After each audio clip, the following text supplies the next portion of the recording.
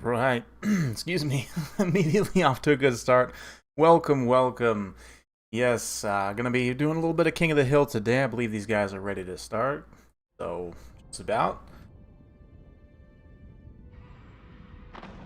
Start when ready. Yes, welcome. A little bit of impromptu King of the Hill today. Was just hanging around with some of the lads in chat and was like, hey, you know what? We should do a King of the Hill. And so here we are. Nelosi, for those of you asking, is the he's a generic dreadlord, melee dreadlord who in the campaign, I forget, she was basically like early on in, you know, the run up for Warhammer 2 when they were showing off some of the stuff. They showed her getting killed a lot, basically. I think kind of like the Gilgallian of the Dark Elves, Gilgallian in a similar situation for the High Elves, but basically it's just the name we give to the generic Dreadlord, or the Red Lady, more appropriately. Nelosi is amazing. Absolutely fantastic. Actually, a very decent character, too. Probably severely underrated. AJ Phoenix, Misha in the house. Zach Schmal, random dude, Deadly Bunny's gonna be fighting later. Yeah, catching live stream right at the start, right? It started a little later than I normally do today. Normally I try and stream a little bit earlier in the day, so it's at a more reasonable time for you European folks, but today, yeah, just kind of in general, getting a little bit late start to the day, so here we are. I was looking at some of the replays I had, I was looking at some of the, you know, videos. I have one video recorded already that I have had recorded for a while. I'm just figuring out when I want to release. But, yeah. Sometimes thinking up the intros is hard, and sometimes I just want to do live streams and interact with you guys, so I just decided to do a live stream instead today. And here we are with King of the Hill. Dog plays. What's up, Romulan Dog? Good to see you. Yeah, so we're going to be getting started with these guys. For those of you guys who did not see my last King of the Hill, we're doing a new system of unit bans, basically, since there's some units which are fairly egregious, units and lords. The new system, essentially, is this. So, the sitting king, in this case, since we're starting, it's whoever's on the top of the list, whoever signed up first, which is Ice Power. Sitting king picks a faction and bans a single faction, right? So you only get a single ban, or you can keep the previous faction you played with no bans if you're feeling, you know, pretty confident. The sitting king, yeah, picks and bans single faction. The challenger then picks their own faction and bans 2 of the king's units. Only one can be a lord. I figured if both were lords, that's a little bit too restrictive for certain factions which don't have enough lords, like Norska. So I've decided to keep it to a single lord. And then, yeah, and then the king then bans 2 of the challenger's units. So you both, you know, ban, you can ban units, you can ban 1 lord, you can ban any hero as well. So you could potentially ban 2 heroes, which would be pretty devastating also for certain factions. So in this example here, Ice Power picked up against Puggington. He picked Dark Elves, ban Vampire Counts. Puggington bans Marathian Manticores up against Ice Power. We were like joking about that last time, and it actually happens. Ice Power then, once Puggington picks the High Elves, Bands, Arcane Phoenix, and Tyrion. So here we are now with the armies, ready to get started. Get this all set up here on the side so I can see the chat like this. Perfect. Hey, thanks, Ross. Appreciate it. What's up, Hewott, mate? Always get a late start to my day, right? You know, sometimes it's just life is that way. So I've gone through stages of my life where I do wake up pretty early, consistently, but not always. Sometimes, you know, insomnia kicks me in the face, and I don't fall asleep until like 8 a.m. and then sleep until noon. And you do the math there, that's still not great. But anyway, we're moving on. Let's have a look at the build here.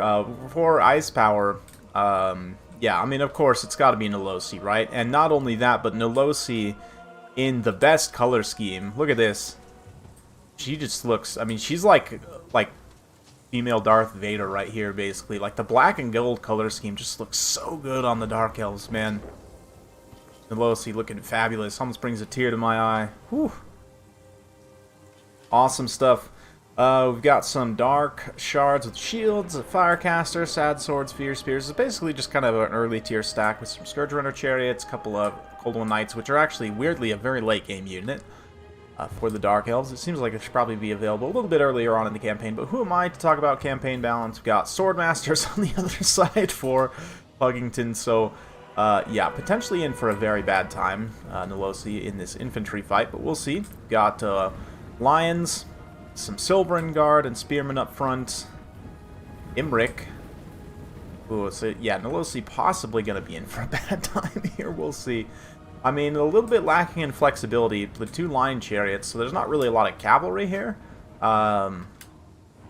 Basically, if the Cold One Knights can avoid spears, which will mostly just require good micro, they can probably get the, oh, tear knock on the one side. Interesting. So there is a little bit of skirmish here to fulfill the attacking rule. The one skirmish unit, but the Scourge Runner is going to come forward now. They can kind of pick away at these chariots as well. The chariots do have some missile resistance, so, you know, between the small model and the missile resistance, they're not going to take too much damage. But let's go POV here with Nelosi for a minute.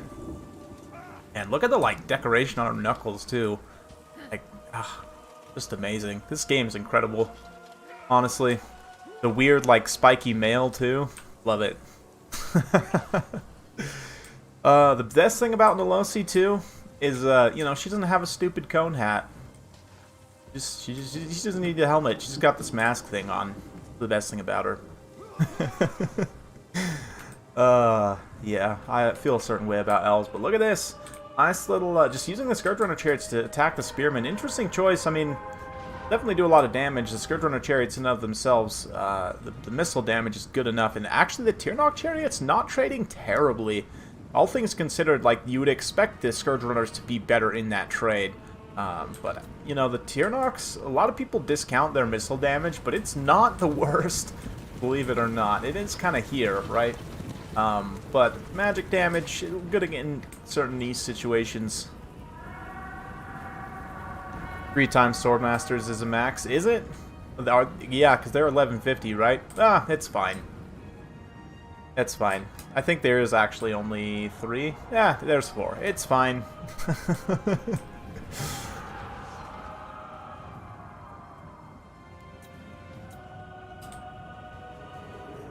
We'll let them play on. We'll talk about it afterwards. I don't know if it'll actually end up mattering, because I don't know if the Swordmasters are actually going to be good. We'll see. I mean, there's a lot of Dark Shards here, and that's going to hurt on the Swordmasters right there, as the Fear Spears Dread Swords kind of bumble into the Spearmen here. Ooh, Swordmaster's going to get a nice engagement on these Bleak Swords right here, though.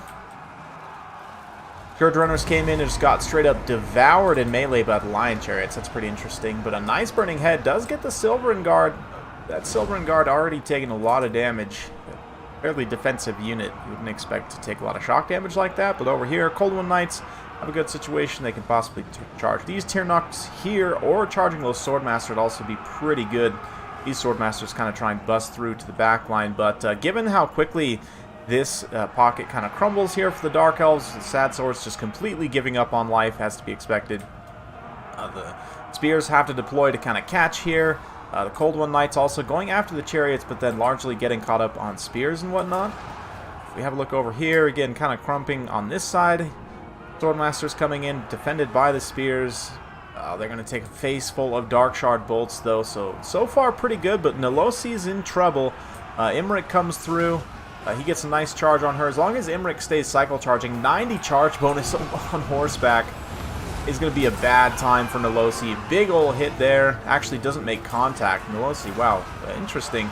Getting some pretty good RNG. There is Murderous Prowess, so big old power spike, and now you're going 2-on-1 with the single entities. The Dread Spear support actually could make a pretty impactful difference in that fight. We'll see. Imrik could still end up winning, but the chariots come through. They're going to start to disrupt some of this archer line.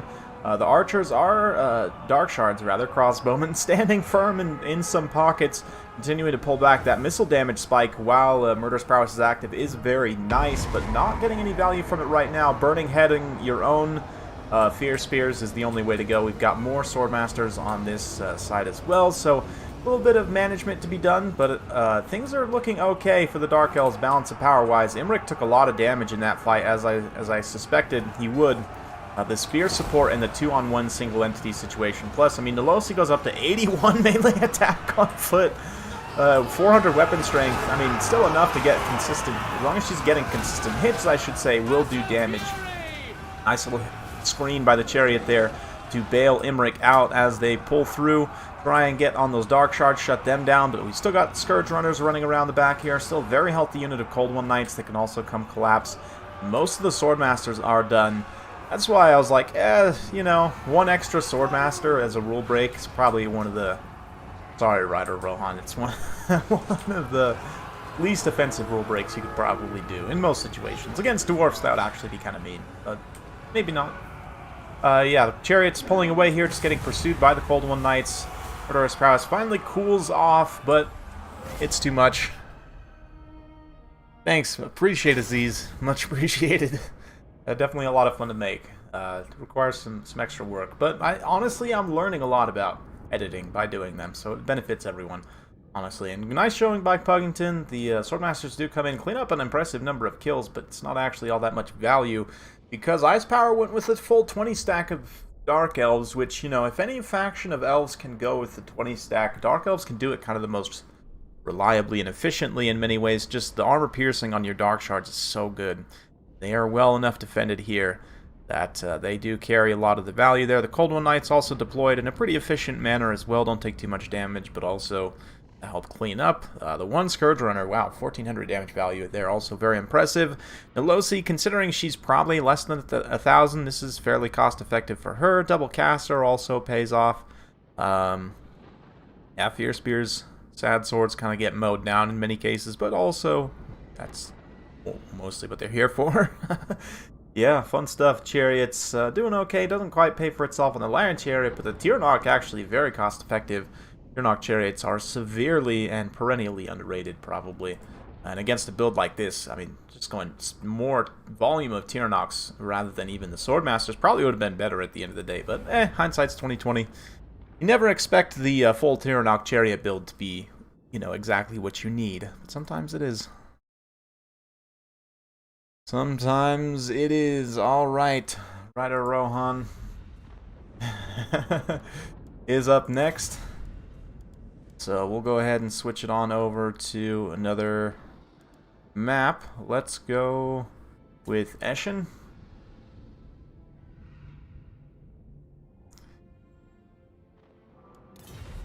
And these guys are in chat. In voice chat together, so I don't know if we'll necessarily see their picks or bans, but we'll let them get to it. Nelosi is 850. Okay.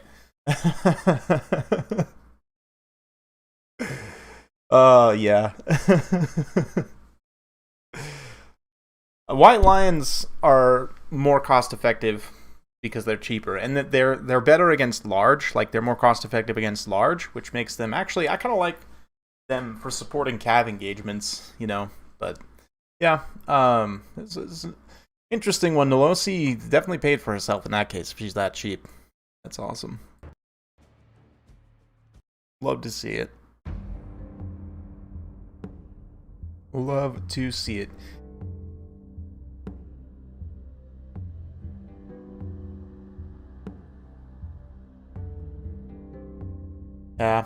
Executioners usually, if you can keep Executioners alive until you get Murderous Mastery, like, Murderous Mastery is awesome. It's a very long power spike duration. Like, it's, what, 2 minutes? Full 120 seconds or something? It's nuts.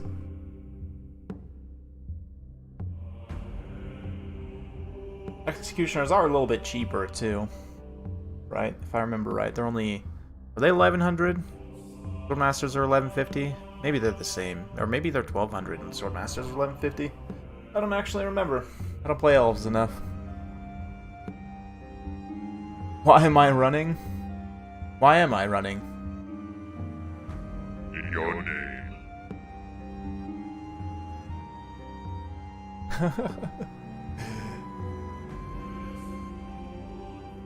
If I only have 1200, I would rather probably just find an extra 100 points and then either take 2 Lothern Seaguard or a Lion Chariot. Like, if you need an armor-piercing anti-infantry, just take a Lion Chariot. Like, don't take infantry. Yeah, like, you have the best anti-infantry unit in the game, but you also have the best chariot right now in the game, in my opinion. Overall, melee-wise, obviously.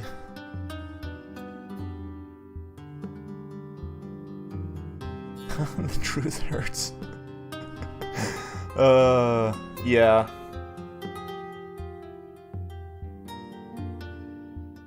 Which, I mean, granted, finding that extra 100 points for High Elves can be very difficult. I understand that for sure. Oh, but... yeah, basically the answer usually is just to take more Lothern Seaguard and or Lion Chariots.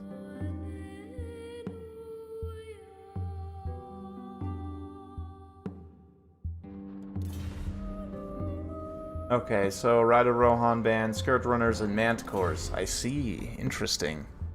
We might see Morathi still. Oh no, Ice Power went with the sub-faction, so he banned Morathi from himself. Aha!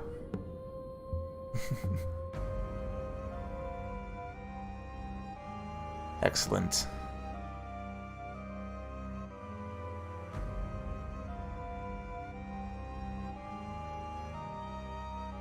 Okay, let's get this here, get that there. Why can't High Elves go with 20 stack? You can, and actually with the Archmage, well, can you even though? I mean, you can probably just barely with an Archmage, because the problem is their characters are pretty expensive, and their units are pretty expensive, right? So you end up in a situation where you just can't realistically deal with that volume, right?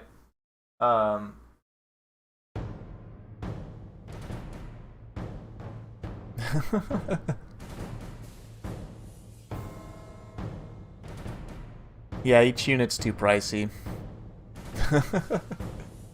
The thing is, with the Archmage, depending on which lore of magic you take, you can possibly make it work in a couple of matchups, but...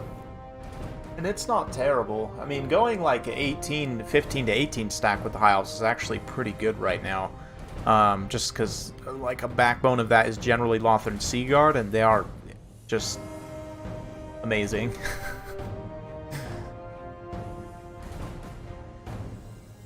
Yeah, exactly. 500 gold spear, 475 gold archer, which... yeah, it's an issue for sure. It's the classic High Elf issue.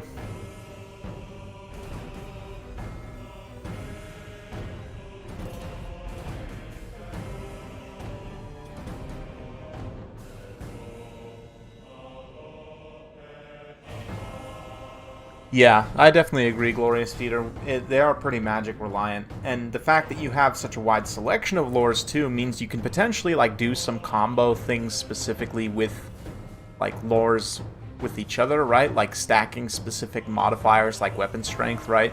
Like I don't know, I'd have to think about it a little bit. Occam's Mind Razor plus even like Cascading Fire Cloak. Or Flaming Sword of Ruin, you get Kindle Flame, which they might rework how Kindle Flame works, I don't know. But Kindle Flame, plus, you know, a little bit of extra weapon strength from the Flaming Sword of Ruin, plus, or maybe you just have, you know, fire damage innately on whatever unit, like a dragon you're casting it on, right? Stack some different modifiers, like, Occam's Mind Razor, Cascading Fire Cloak. Or, yeah, whatever.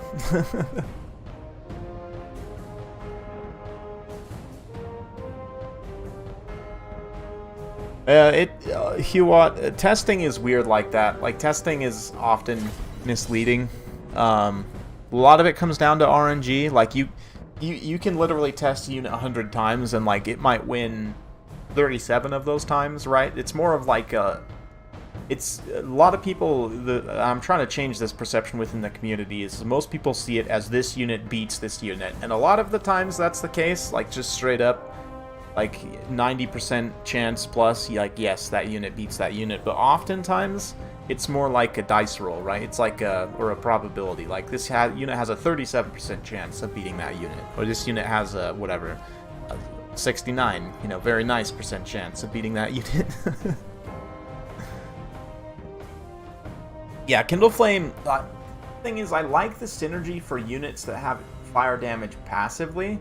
But given that fire damage is already pretty good because of that, and it's about to get even better because of healing nerfs, like, I don't know, even if they just reduce the amount to like 11%, I think, so it's more on par with something like Shield of Safri, for example, right? Or like the High Elf, Dark Elf, Wood Elf, whatever modifiers. Like, honestly, I think it'd be better to do like an 11%. I think it's it's 22% right now. I think it's too much, honestly. 11% weakness to fire, I think, because I like the idea of it, but it's obviously the best lore attribute in the game by far.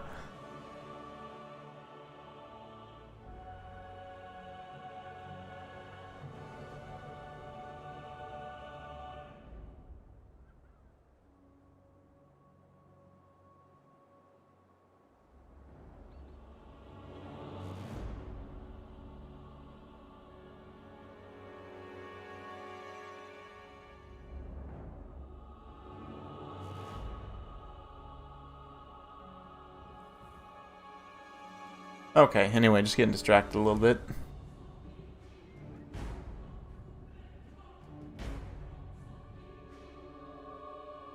Okay, let's see here. What do we got? We'll start out with the Corsairs of Lokir Felheart, of course.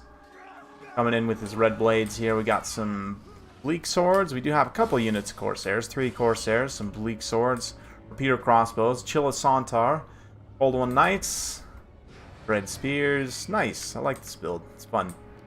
Against the High Elves, we've got some White Lions, Pure Main Company.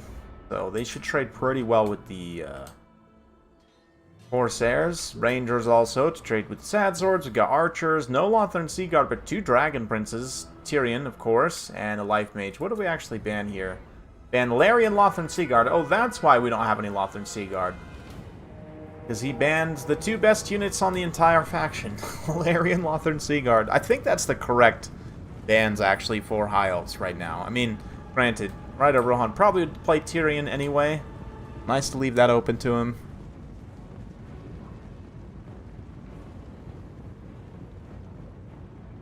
Yeah, I like the idea of being able to combo, do combination magics, but I do think it'd be a little bit complicated for them to implement. But even just like, classically taking, take a Slann with a Vortex spell also has banishment, right? You can cast both of them on top of each other and pretend that you're spellcrafting.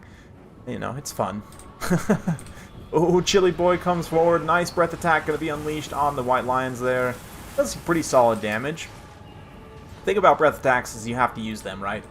So, a little bit of poke and prod at the repeater crossbows here. Oh, Tyrion going to come forward and just smack on Lokir Felheart. He pops Dreaded Duelist, Faint Riposte, but both of them just juice to the gills on stats. Tyrion actually still slightly better, but the Hydra will swing that engagement. Nasty Burning Head just roasts out an Archer as melee engagement gets underway across the field. We got Pure Main Company, Rangers, other units crumping pretty well. This Dragon Prince being forgot, though. Unfortunate situation there. The other Dragon Prince moving in. Honestly, Dragon Prince cycle charging the Chili Boy will do some damage. Nice Sunfang as well. Does a little bit of friendly fire, but oh, what is this? Is it going to be a Dwellers? Really? Oh, it is, in fact, dwellers below. The Dragon Princes are mostly not caught up on that, but it does deal quite a bit of damage to those Cold One Knights. The Cold One Knights leads to them routing. Basically, everything routes that's not Tyrion. But the thing about this is Tyrion's speed debuffed by Dwellers and by Frostbite, so he gets completely stopped up here. He's going to have to run to the hills. Somehow doesn't get terrified. That's very lucky. And can possibly get back in here and, you know, get some regenerating done. Gonna kind of side sweep those spears, try and reunify with that life mage. They together, like, jankily pull out of there. Man, tried to at least. Revving up the engines, but not quite able to. Chariots do come around, Cold One Chariots, breaking up this archer line. The archers kind of scattered the four winds, but the High Elf Infantry definitely won pretty decisively. Other unit of Dragon Princes also sweeping back in here, so definitely a nice scrap back and forth right now. Tyrion just kind of hanging out a little bit out of this pocket here. A little bit of a heal on some of those Dragon Princes, and the Rangers as well. Eat a little bit of that. Rangers have a little bit of anti-infantry. They can kind of fight low here, perhaps. Tyrion charging in again, trying to go after the caster now, and maybe 2v1 here with the Life Mage and Tyrion on Sorceress would not be a bad idea, as long as the Dragon Princes can keep units away here. Speaking of keeping units away, the Dark Riders taking a lot of damage, and these bows, man, look at that elven range on those bows. That is absolutely bonkers. High Elf bows have such awesome range, man. It's like 180, yeah, almost 200, literally fantastic. Another Burning Head, though, will make them less effective, certainly. Those White Lions also a little bit out of position out the distance there. There is a Power Spike just faded from Murderous Prowess. And Chili Boy taking some damage here. The Pure Main Company do come in and debuff his armor down to 30, which is really not great. But at the same time, Tyrion also fighting Lokir, Dreaded Duelist, Fainted Riposte. So they both, you know, pop their lightsabers once again. I feel like this is a proper, like, Jedi versus Sith duel right here. You know, is there a Sith that, like, dual wields little red lightsabers? And, I mean, weirdly enough, Tyrion also has, a yellow lightsaber? I was going to say red, but we can pretend it's yellow. Anyway, a little bit of a heal there. Proc, Heart of Avalorn, but the caster does go down here, somehow dying to archers in melee, or something else. Dragon Princes sweeping up. Really, the Dragon Princes, though, should come around and rear charge its Hydra right now. With its armor being debuffed, they could do an insane amount of shock damage on the charge, but looking like Tyrion and the High Elves actually pull out the win against the Dreaded Duelist. We'll see, though. Lokir not giving up easily. Unfortunately, the Black Ark not within range to provide supporting fire way out here in Sylvania. Somehow, you know, Tyrion got himself out here involved in Vampire Count's affairs or something. I don't know. Definitely too far away from the ocean, though. Nice little heal there. Does not hit Tyrion since he's at his healing cap. It's actually nice. Oh, Tyrion's going to go down here, though. Tyrion is going to go at least get terrified away by the Hydra. Takes a couple of unlucky hits and just goes down. Dragon Princes come through. Eventually do get the charge in. And that 80 charge bonus is pretty fantastic. And the armor debuff did wear off just now, but still, Hydra, you can see the health just kind of tanking there. As the charge bonus wears off, it's not going to be as much, but ooh, Hydra gets a little bit of a healing there. Tyrion coming back just in time to help attack some Dark Shards here. Actually does something useful in his death throws. But yeah, Pure Main Company actually end up pulling a lot of value. I'd be curious to see. They probably carried this game to a large degree. Yeah, healing that Pure Main Company. I didn't catch all of where the healing was, but that Dwellers Below also, it probably didn't get that much value, but just breaking that Old One Knight so decisively was pretty important for this cavalry to operate. Yeah, one of those Dragon Princes, man, excellent value. You'd love to see that. Archers also, only one of them paying off, but more than doubling its value. And Pure Main Company, yeah, that's... Man, that is a great replay for them. 1,685 damage value, and also the Armor Sundering, you know, helps contribute to these other units performing well. You wouldn't think, but something at that 60 armor mark is right, I think. I mean, Armor Sundering's good at just about any level of armor, but especially, you know, once you get above, like, 60, 70, 80, in that range, it definitely helps. Definitely helps. Man, that was awesome. Nice power slide. Yeah, Lokir and the Chill Sauntar both carrying pretty heavy value.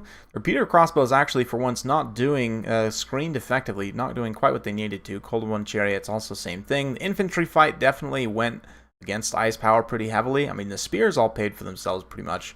Sad Swords did okay, all things considered, but the Corsairs had a rough time against all those White Lions. 2,500 on Lokier, yeah, I mean, very, very strong stuff. A fun one. Good job, Ryder Rohan. We'll get Red Wedding Planner. Ooh, my patrons fighting each other. This should be interesting. Get Red Wedding Planner, aka Sashimi, here.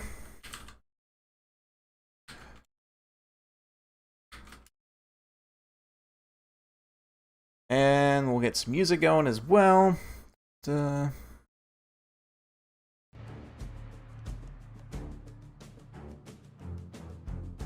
Okay, pop a new map in the loader here. No, not Glacial Lake. I don't want to be a troll. Glacial Lake's fun, but it's too small. Iron Mountain Pass is okay.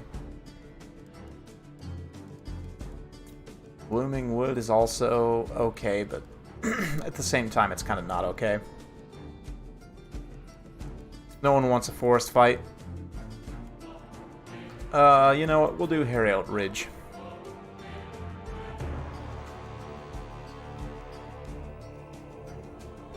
Sauntar did good. Yeah, Sauntar did good. Tyrion was just a little too strong, though. That Purebane Company supporting him. I mean, this is nice positioning there from Ryder Rohan. Maybe my lessons actually do help. Oh, that was fun. Nope, that's do. Here we go. Okay.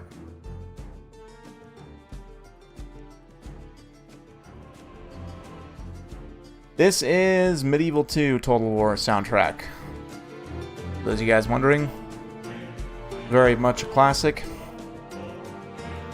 Game I enjoyed quite a bit throughout the years. Still do from time to time. Turn it back down a little bit. There we go. Oh yeah. Fire tracks, honestly, all of them. I want it for your D&D campaign. Yeah, you should be able to find it for free online. I mean, it's just a Medieval 2 Total War soundtrack. There's a lot of fire tracks, especially if you're doing a desert campaign, because I mean it's medieval Europe, right? Kind of involves like crusades as well, so there's some like kind of Native American themed tracks you might hear coming through as well. So depending on where your campaign's set and kind of the flavor, there's definitely a lot to offer there. Yeah, my pleasure. Might start throwing in some other music in this stream playlist, like some of this stuff I've been using in videos and such. But maybe some Stronghold Crusader music. Oh yeah, yeah. We need some Crusader music. Let me go here.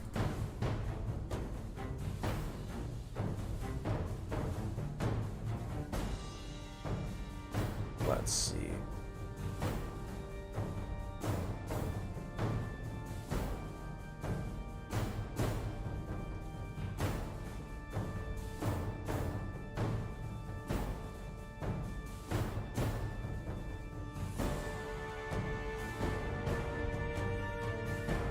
This track.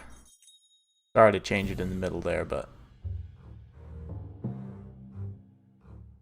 this is not the greatest track, but it's a good one from this album. Oh yeah.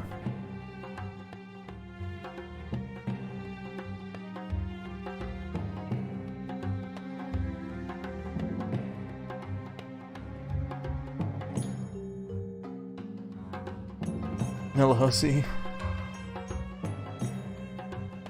and Samantha. I don't know. That's a good question. Nelosi. Nelosi is the generic dread lady. The dark elf dreadlord, melee dreadlord.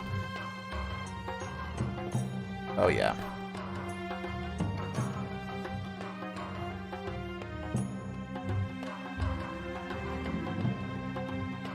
And Sisa and Samantha, yes.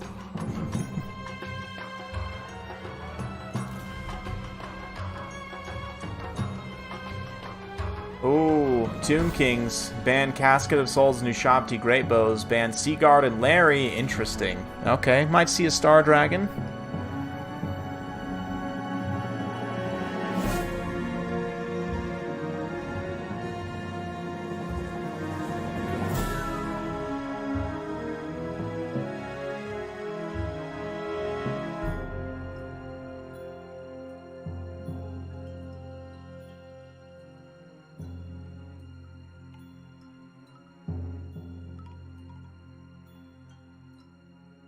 Oh yeah, fantastic.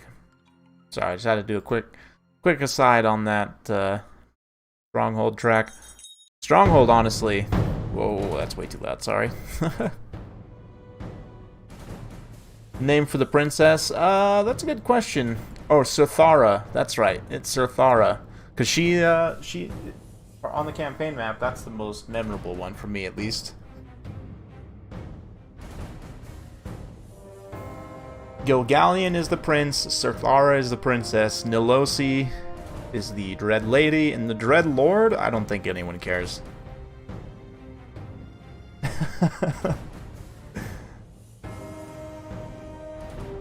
Ah, thank you, Goji. Much appreciated.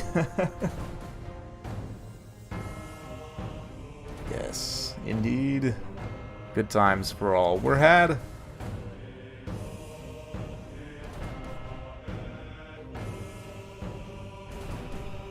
Apologies, just adjusting my microphone a little bit there, probably kind of loud for you guys.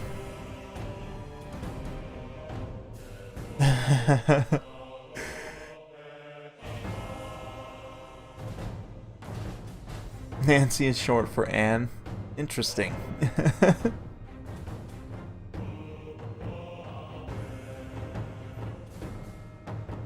Yeah.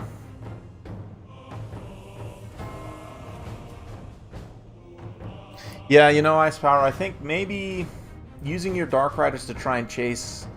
granted, they were kind of getting screened, but when you got breaks on the archers, if you had your Dark Riders in a position to maybe chase them, maybe? Because it seemed like some of the archers came back and got some pretty key volleys. I don't know, though. It's just kind of an interesting one. Like, the Dragon Princes were a problem for you, it seemed like, in that build. But, yeah, this is a fun one for sure. Lokir is decent on foot. I mean, he's... If you want, like, a Lord who's not going to be incredibly easy to snipe and will get some value fighting whatever in melee, like, Lokir's a pretty solid option for not that expensive. But, I mean, just compared to the powerhouse caster lords that... excuse me. Fighter, you know, caster lord combinations like Marathi and Malekith, it's... Yeah, it just seems a little pale in comparison. I mean, all Dark Elves are pale, to be fair, but...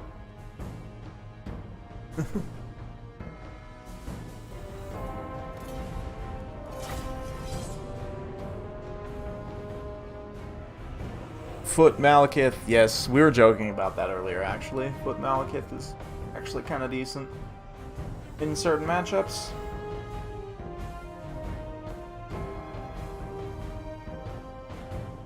Oh, I really think... I don't know. What do you guys think about horse characters? Like, some horse characters can be pretty good. Like, Tyrion's actually pretty solid. Archaon can be pretty good. But I just feel like they don't have enough HP baseline.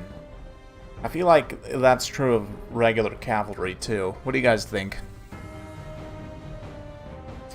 I think that would be one way they could help bring heavy cavalry kind of back where people want them to be. So anyway, I might have to stand up and go get some caffeine for a minute here, guys. I'm getting pretty tired. Woo. Yeah, I had some energy there for a second, but starting to drag a little bit.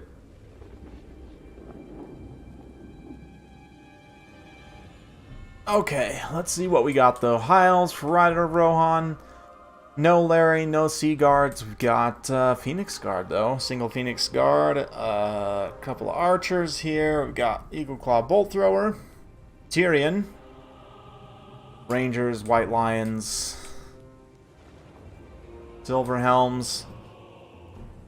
Looks like a Screaming Meme to pull. Two of them. Along with Ark and the Black. Bunch of Skelly warriors up front, some Carrion here, Sepulchral Stalkers, Regiment around, Eyes of the Desert, and some, yeah, Necro Knights. I love the pick of the Necro Knights here. Actually can be very solid against the High Elves. I mean, the Bolt Throwers could be an issue, but they're gonna, like, kind of have to pick and choose their targets, right? Like, do they shoot the Necro Knights? Do they shoot Screaming Meme Tapults? They're actually quite dangerous right now. Arcan is on his chariot as well, so he could be a target for the Bolt Throwers.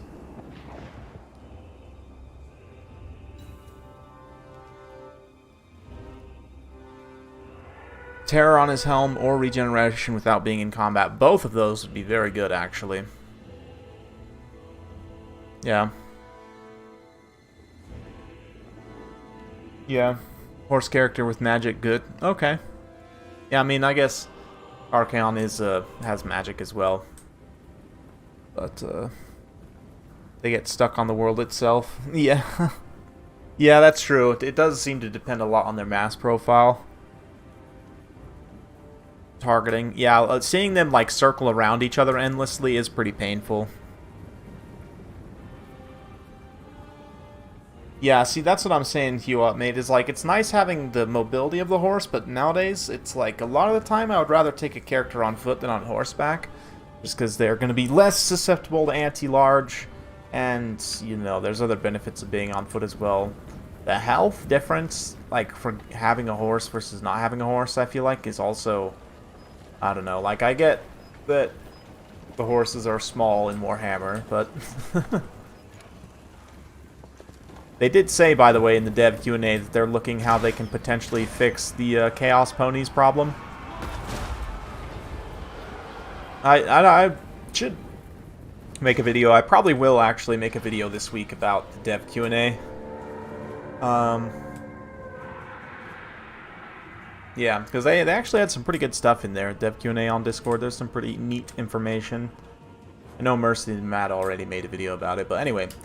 High Elves coming forward, the Tomb King's coming to meet them, so both players kind of forsaking their artillery to a degree, but the High Elves do have some units in a position to protect. You can see the High Elves, the Silverhelm's kind of sweeping forward at the moment that the Carrion are also coming through, so the Carrion might just feint out here, and it looks like they do. Both feint out and just kind of perhaps keep those Silverhelms busy for a time.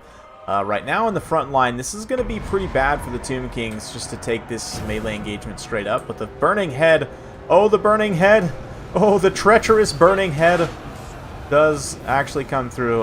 Thankfully, the Rangers are able to mostly dodge that, but still did come through and do some good damage on them. But the Necro Knights are coming forward now. Yeah, these power units definitely need to be participating. But Archers did get broken by some carrion there. Also one... Equal Claw Bolt Thrower being shut down. Pretty cost-effective use of the Carrion there. You'd like to have them around for a little bit longer, though. But we'll see. White Lions over here getting potentially crumped by the Chariot, by the Necropolis Knights. Necropolis Knights over here also wrecking through some Rangers, doing some really nice damage, having taken very little damage of their own in return. So although the Skelly Boys are getting completely crumpified, which is to be expected, the High Elves are still taking some damage, having some problems. Silverhelms, again, didn't look like the Necropolis Knights got too good of a charge there, but, you know, out of any kind of high-tier monsters, Shock Cavalry, they have some of the lower charge bonus. I mean, only 52 charge bonus. It's not like Demis or Stag Knights. Don't quite rely completely on that, so they can still get in here and just completely surround the Silverhelms. Cascading Firecloak and Stand Your Ground does put them up to 82 melee defense, though. Momentarily, really nice ability usage there by Rider of Rohan. So yeah, the guys of the desert are going to come forward. They're potentially going to tee off on this caster here if Arkan will get his fat chariot butt out of the way. Oh, there we go. And a nice little side run through. It looks like what is that? Fate of Boring. Interesting. Fate of Buna, along with the follow-up from the Tomb Guards, those White Lions should go down. But the Eyes of the Desert, ooh, that caster's got to get out of there for Rider Rohan. Going to dump in a nice Burning Head to finish off those Tomb Guard. A lot of the supporting infantry for the Tomb Kings is gone, but their monstrous units You know, the Necropolis Knights are still quite healthy. This one unit especially over here. Oh, but the Phoenix Guard are still completely uninvolved at this point.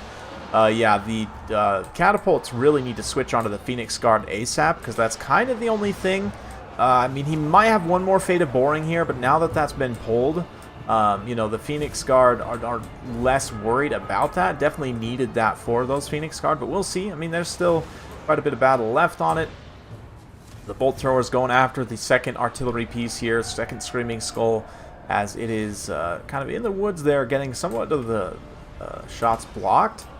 And in return, the skulls, it looks like, are not being blocked too badly. So it does look like the skulls then switch on to the Phoenix Guard. Not doing a lot of damage initially, but over time, hopefully, we'll be able to. Tyrion's potentially going to be another problem here.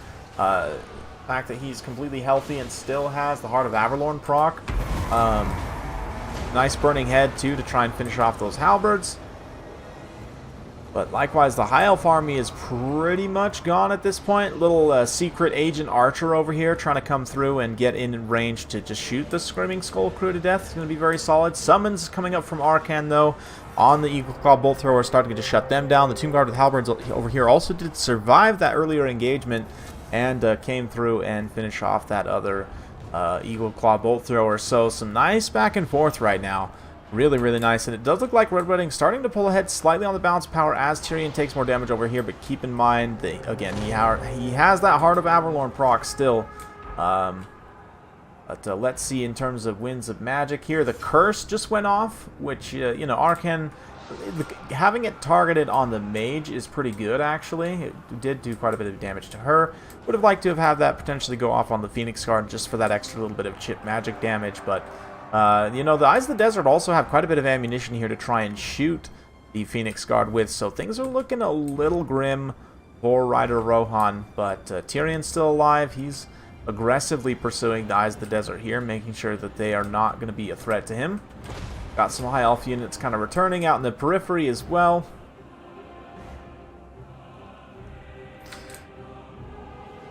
Yeah, before he routes due to army losses, it's true. A lot of the time, though, if it's Tyrion, if it's completely outnumbered, he will route to army losses.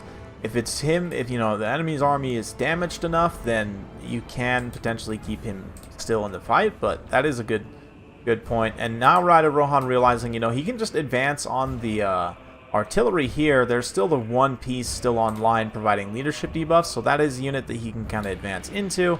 As Arcan chases some of these other routing units off, the Doom Kings kind of pull the rest of their forces together here. Artillery is still fulfilling the attacking rule as well. And look at this Bolt Thrower crew just crouching.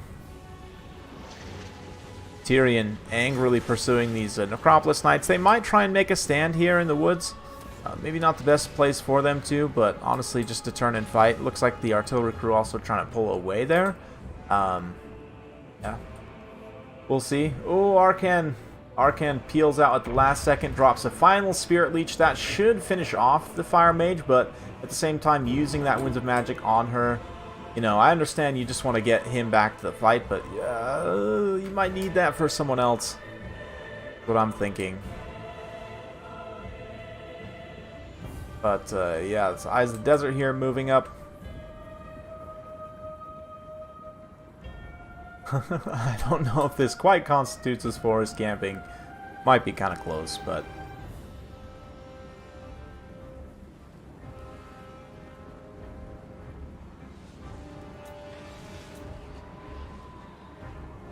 Arcan's coming back over. Ooh, looks like Tyrion's going to come forward. Ooh, he takes some nasty volleys there from the Eyes of the Desert, and the Phoenix Guard also are going to come through and engage. Ooh, the Eyes of the Desert. Oh, man. Oh, that damage is so painful. That is nasty, brutal stuff, and I think that's probably going to be enough to actually win it. I mean, even if he does get the Heart of Averlorn proc at this point. Ooh, a little bit of friendly fire, though. There's the Heart of Averlorn proc. Man, the Eyes of the Desert do so much damage.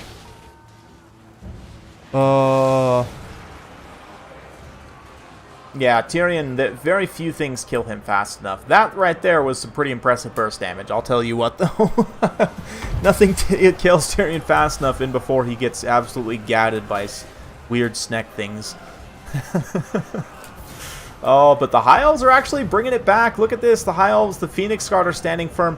Using all of that ammo on Tyrion may end up being a little bit of a mistake here, as there's not anything left for the Phoenix Guard. Likewise, these two Rangers are also not done yet. Oh, but the one more final decisive volley. Will Tyrion go down? Looks like he is going to get routed there. Might actually get finished off by this final volley. Oh, man, that was... he almost had it back. No, he almost had it back. It looked like the High Elves might make a comeback there, but one last volley. And here's the fate of boring. Nope, Doom and Darkness. Just straight up leadership bomb to try and rout them. Will it be enough? And it is! Army losses. There it is. Wow. Very, very good battle. People say Tomb Kings are weak. I say that's ridiculous. Man, we've had some awesome games today. I might actually have to recast a few of these.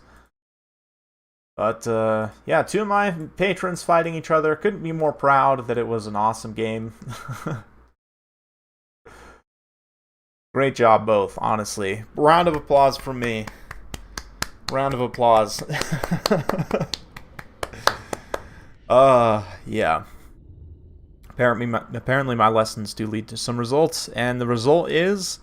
very close battle. The Necropolis Knights were pretty decisive, but look at that 3,000 value on the Eyes of the Desert. They actually didn't even lose a model. They definitely took some HP damage, but did not even lose a model there. So that's very impressive stuff from them. GG, man. GG. Tomb Kings aren't weak. Burning Head is just strong. It's true. Burning Head is just strong, and the Tomb Guards with Halberds definitely felt that. The Fire Mage, 1,800 damage value, even more than Tyrion, technically. The Rangers trade great into Skelly Boys as well. White Lions, not amazing. Phoenix Guard almost carried in the late game there, but just weren't quite enough at the end of the day. Silver Helms, also pretty decent. Yeah. It's weird, you know, against Tomb Kings. It's like, against most, well, against Vampire counts, the value is always way falsely inflated. Against Tomb Kings, though, it's kind of like undervalued because of crumbling. Like, if the units, like, the super low tier units, like these Skeleton Warriors, will actually take significant damage from crumbling, especially when they disintegrate. So the damage value here, and just the fact that they're so cheap, is, like, interesting to look at. You don't get the overinflation like you do with the other undeads, but fun one for sure. Yeah, cool Tomb Kings build. I like that one. I might steal that one, honestly. Round of applause, though, once again, from me. Let's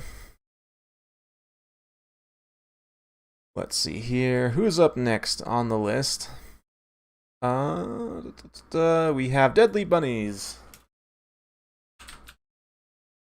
Now, I was going to take a break after this one to go grab a little energy drink or something, little soda or coffee or something, but I think I can hack it. That one woke me up. Not that the ones before were bad, but yeah. And then after Deadly Bunnies, we've got 2 more plus KotH probably, so probably 3 more. Fun. Yeah, man, that was a great battle. Love to see my patrons destroy each other for our entertainment. Silver and Guard very strong versus Tomb Kings. Yeah. Get a bubble tea. Bubble tea. Oh, a boba tea. Let's go Bone Zone on this next one. How about that? Or Plain of Spoders. Plain of Spoders is pretty cool too. Like the Dark Elf Desert. It's a nice change of pace.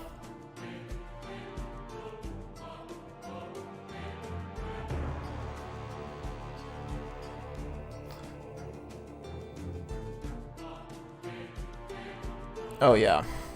Oh yeah. And you definitely, like, played very conservatively with them, I would say, in that you, like, kept them safe until the right situation, and you didn't use up their ammo prematurely as well. So, fun one. Cool, cool. Get set for the next one. Plane of Spoders will be the map. Give it the old welcome. And yeah, we'll keep it going.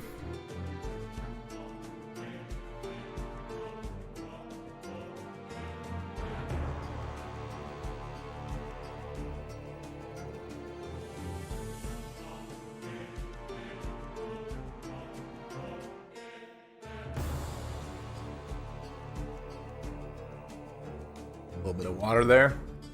Nice and refreshing. Gotta stay hydrated, of course. Reminder to all of you guys out there also, drink some water. It's good for you. Drink some water, go for a walk, go for a hike, go for a run, whatever you feel like. I just made a little rhyme there. Maybe I should make kids books. What do you think?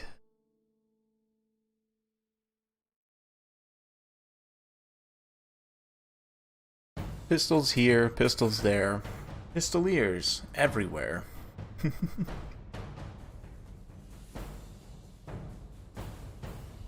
Necrotechs, they're good in monster builds, like when you're playing off of monsters. Actually, there is a pretty popular build that I haven't seen in a while. I've used it myself recently without the Necrotechs, but you can go, like, if you go double Sphinx, double War Sphinx, not the big expensive one, the 1800 cost, fast one.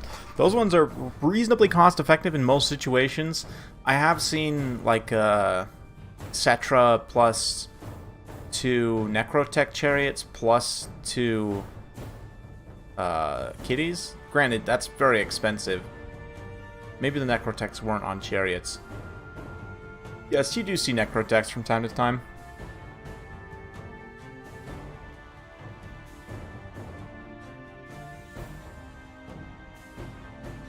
Let's see what they got here. Red Wedding Planner going with Bretonia and Dwarfs, Beastman. Cool.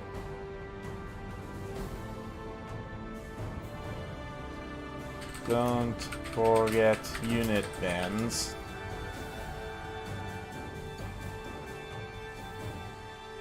Something very fishy. Actually, it was more, well, in a sense fishy. Not really. More chaos chicken, to be honest. But audiobook of Warhammer limericks. There we go. Would Games Workshop allow me to do that? I think there's a copyright potential. As long as I don't use any specific Warhammer terminology. I mean, a lot of those terms are pretty generic, right? Like elves and orcs and dwarfs and hobgoblins, marauders, berserkers, and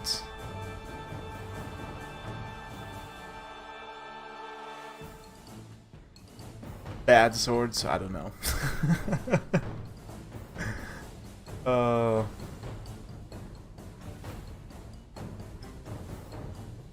Sad swords and bad swords, and fad swords with the fancy eyebrows.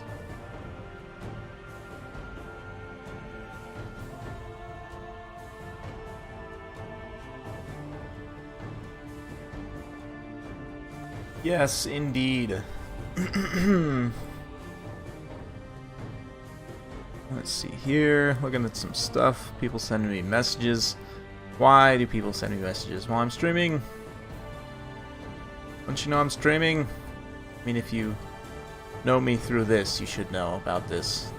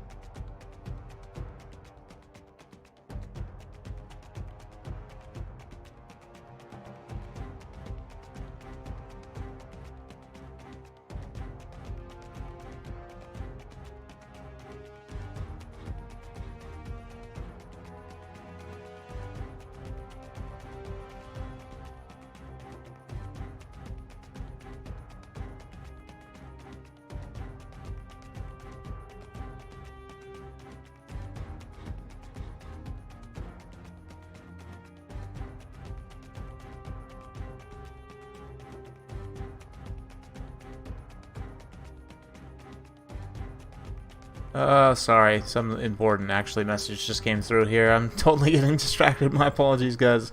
Long silence there. One of these messages that people sent me. I actually do need to read quickly here, so just bear with me just a moment.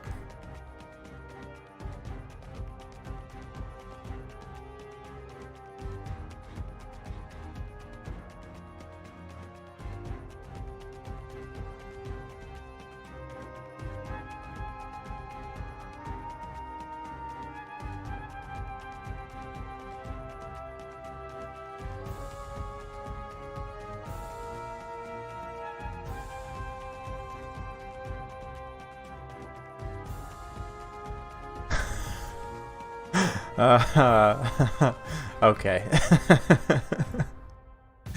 Are we gonna see a Beastman mirror?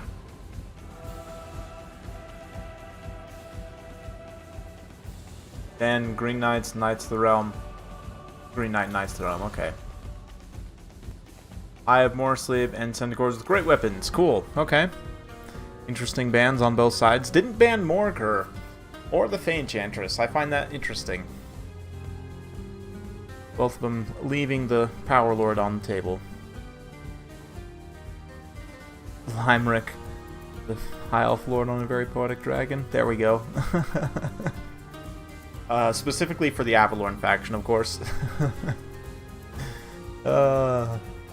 Audiobook of Phoenix Guard lines. But wait, the pages are all blank. Or they're supposed to be, at least.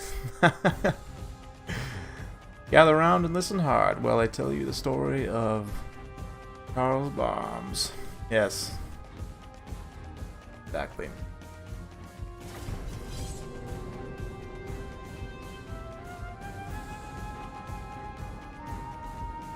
Exactly.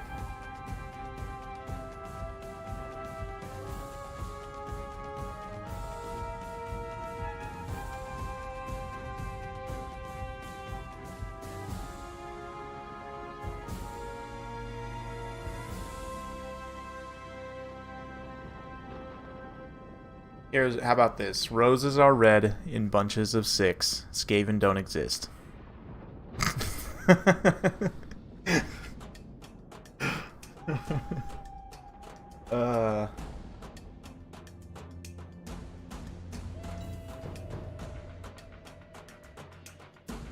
That was the worst poem anyone's ever made, let's be honest.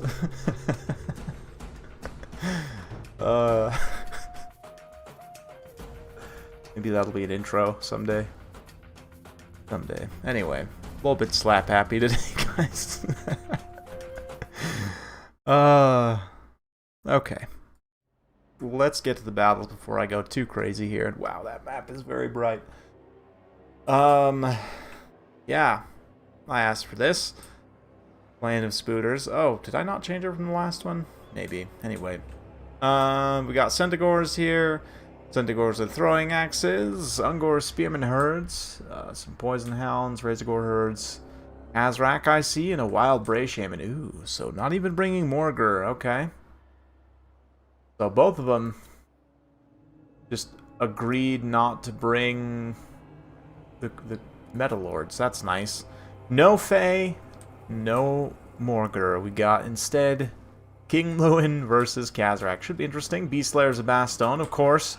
Going up against the Beastmen. Gotta get the Beast Slayers, even though they're actually not very good.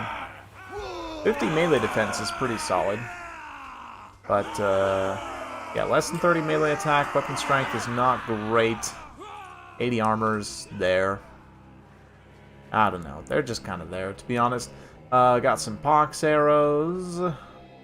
Got some battle pilgrims. Pegasus Knights. Companions.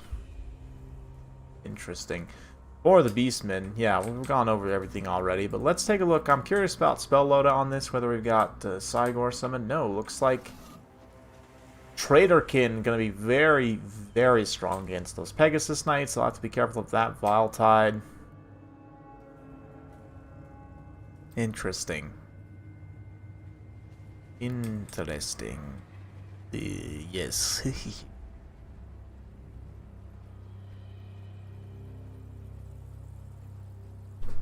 Oh, bumped my microphone again. My apologies. Of course, I would just expect healing. Yep, Earth, Blood, and Regrowth. Typical. Or Lore of Life. So, this is quite the mobile Beastman build. You can see kind of from the deployment here that this is going to be very much mobile style of play. Oh, really relying, excuse me, on those Centigores and the Razorgore herds and everything. So, you know, he banned Centigores with great weapons, but Deadly Bunny's instead just taking all the other Centigores. Every other type of Centigore. Worry not, boys. Your time will soon come. Where you'll be OP probably from the DLC. And it's not that King Lewin's fallen so low, it's just that the Fanchantress has risen so high. Right? Lewin's still always what he has been. And hasn't really ever changed much, and that's part of the problem, is that he's never really changed much. And I just love the bucklers, though, on the Centigores. I don't know why. Very cool. Actually do look fairly decent, too, considering how old the models are. They will get an update with the overhaul, I hope.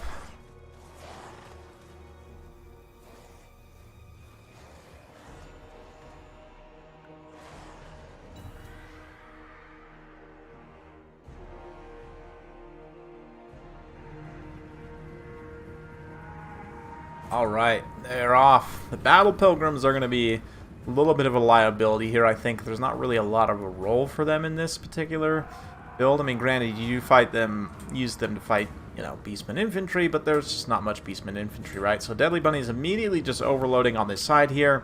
I'm going to be threatening with some charges. Companions of KotH do swing over, but they are going to be severely outnumbered as well. So yeah, the Pegasus Knights, King Lewin, also need to wheel over there, provide some extra numbers.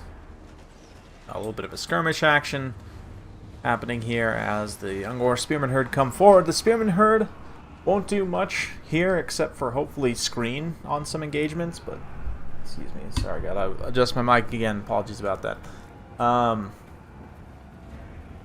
we'll see though. Neither player so far really committing to an engagement super intensely here. The Ungor Spearman Herd are going to push up and through and just go after Battle Pilgrims. That doesn't make sense to me. Here we go. Companions get rushed by Hounds. He's trying to pull out these other more expensive flying units, but the Companions of KotH really don't care about getting charged by Poison Warhounds. That is no issue at all. Did he really pop Regrowth on them? Oh, he did. Okay, Traderkin. Okay. So Traderkin does get popped there only on a single unit, does not actually hit the full blob, so that could end up being a little bit of a mistake. Does do significant damage, but the regrowth does help regenerate some of that very quickly. Pegasus Knights immediately diving in. We've got Lewin diving in over here on the characters. Pegasus Knights, though, do get eaten up very quickly, although they do an insane amount of damage. The throwing axe arc here is very real. That is going to be devastating for the Bretonnian lines.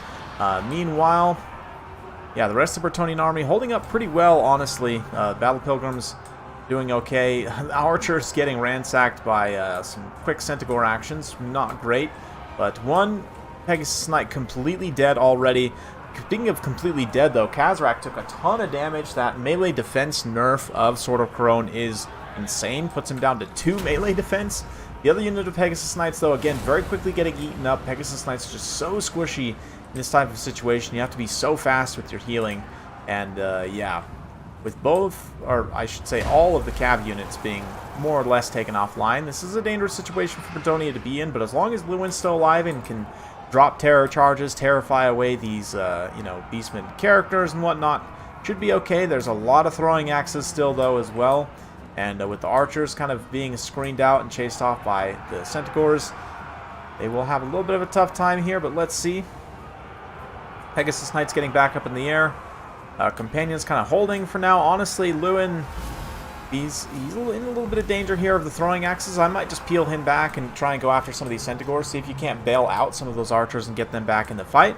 Instead, though, he's just going to charge back in, go after the characters, try and get the finish. He does get the terror route on the Brace Shaman there, but again, that throwing axe concentration of fire, ooh, very dangerous. Doesn't actually connect too well on him. But the Centaurs rear charging, they're just trying to get a little bit of an overwhelm here, it looks like. They do contact the Battle Pilgrims, do some okay damage. But, man, Pegasus Knights, as they fly directly overhead, almost take, like, 0 hits, weirdly enough.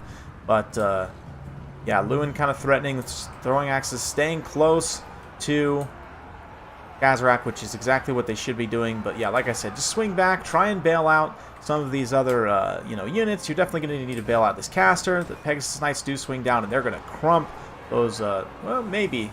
No, actually, yes, they do crump the Centaurs. I was going to say, they should crump the Centaurs on the charge like that.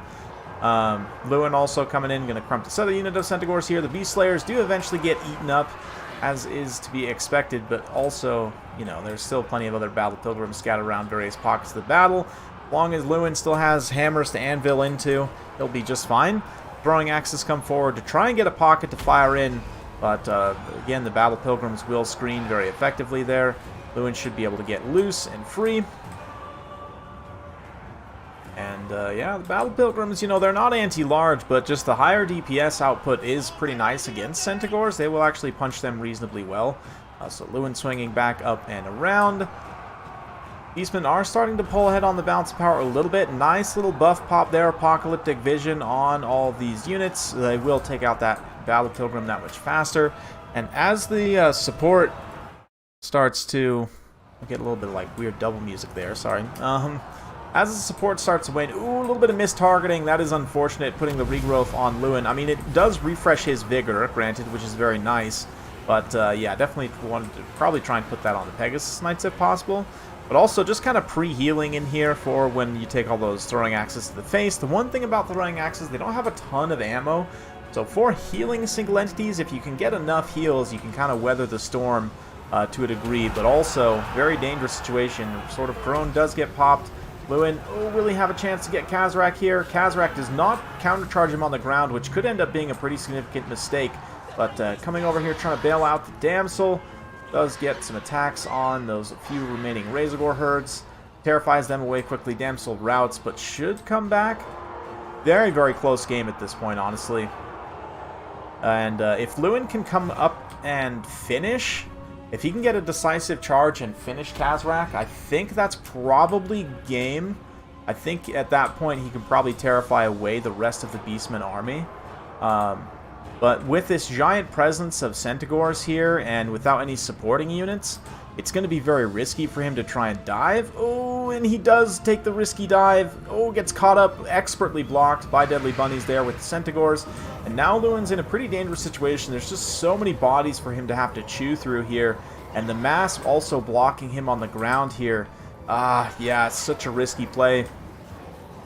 No supporting units nearby. It's pretty much just Lewin versus the world. I mean, granted, Lewin is a powerhouse, but Apocalyptic Vision gets popped, but at the same time, Kazarak also getting punched in the face at damage resistance. Stand your ground on King Lewin. He does not have the damage resistance of Lion Shield. That's right. That's what it's called. Lion Shield active, but the throwing axes are just about out of ammunition, so if he can weather this storm, maybe push back a little bit, get that little bit of extra healing, wait for that timing of the Lion Shield to come back. And, yeah, get Kazarak while he's separated here. Ooh, a little side charge here. Nope, feints out of it as Kazarak was about to dodge. Dodging some more shots. Oh, does not quite make contact. Oh, does in fact make contact and terrifies Kazarak away. That is pretty huge. Now if he can get up and get loose, you can swing out and get Kazarak, since there's still these multi-model units left for fulfilling the attacking rule, right? Potentially very dangerous, but the throwing axes, there's still so many throwing axes here. This is potentially very bad. Ooh, a big, big burst of throwing axes right in the face. That is just about enough to break Lewin, as he is now in danger of just losing straight up in melee. I mean, Centaurs are not pushovers whatsoever, and the fact they're still perfect vigor. Oh, King Lewin popping Foe Seeker. Does he have Lion Shield active? No. I wish I could see the cooldowns. What are those throwing axes doing? That was straight up 100% only friendly fire. What was that, guys? And the Beastmen do end up taking it there. Man, yeah, I think the archers, if Red Wedding had been able to bail out some of those archers a little bit quicker with the Pegasus Knights, and actually keep some of them into the late game, even just doing a little bit more damage to the throwing axes throughout the course of the battle, so they wouldn't have quite so much burst there at the end, because like they literally barely had enough burst. You know, they still have quite a bit of models left to potentially fight in melee, but that, and not being able to quite fully finish Kazarak, I mean, you did get him terrified away, but, you know, the leadership debuff of actually killing him would be more impactful, obviously. But good stuff, man. Good stuff.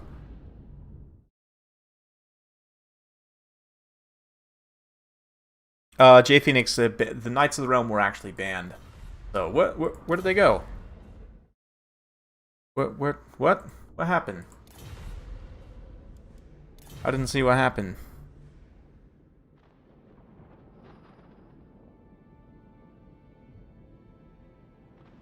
Yeah, Knights of the Realm were actually banned. I was going to show you in the chat, but cat is now deciding to walk on my computer keyboard. What are you doing? Here, please.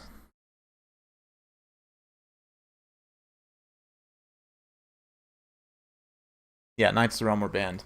But Deadly Bunnies, are you done for the night? Or I didn't see if you sent me a message, by the way.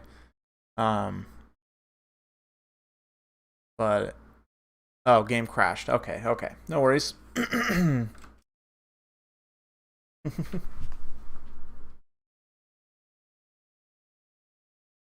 know if you guys heard that. That was a meow of protest. Your name. Hey, there we go. At least Al takes it 100%. Questing Knights. Yeah, Questing Knights are alright. I might have gone with, yeah, the lowest tier ones are just a little bit too low tier. Like, they actually don't trade amazing with Centaurs, from what I remember. What are they called? Can't I remember the name? Knights Errant. That's it. Errant Knights. Knights Errant. Yeah. Yeah, throwing axes are pretty dangerous for Lewin. It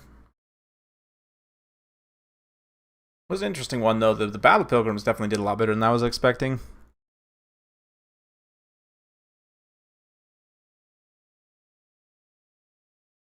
Anyway, let's go ahead and get this. And who's up next? I think we've got Stormrunner.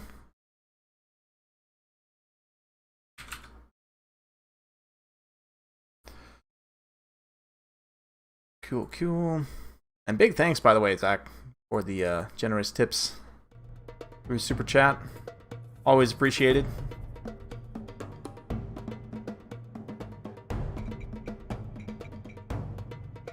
Getting towards the end of the stream now.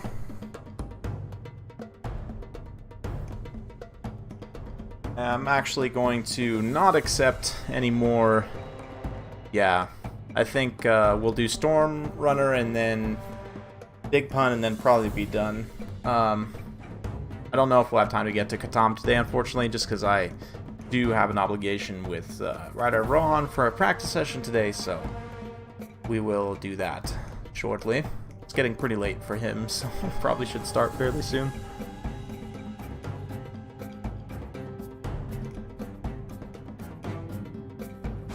Yeoman Archers can be okay, actually. We were talking about that earlier. Like, I think Beastman, Chaos, Norska, potentially. Yeoman Archers could be good.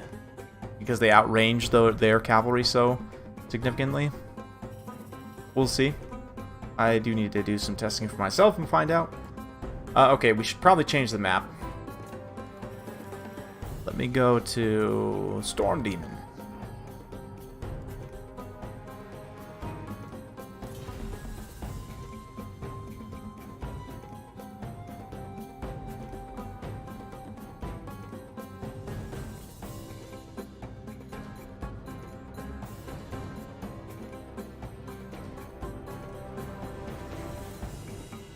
Hydra. Oh, yeah.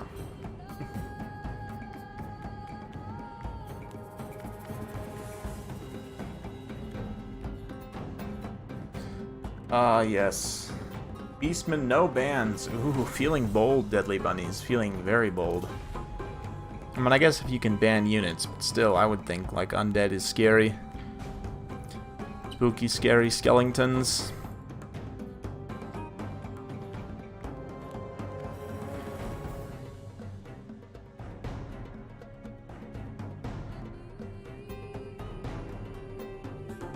Hope y'all are doing well. It's been a great weekend for me, to a degree. I mean, sleep's an issue, but definitely had a lot of fun.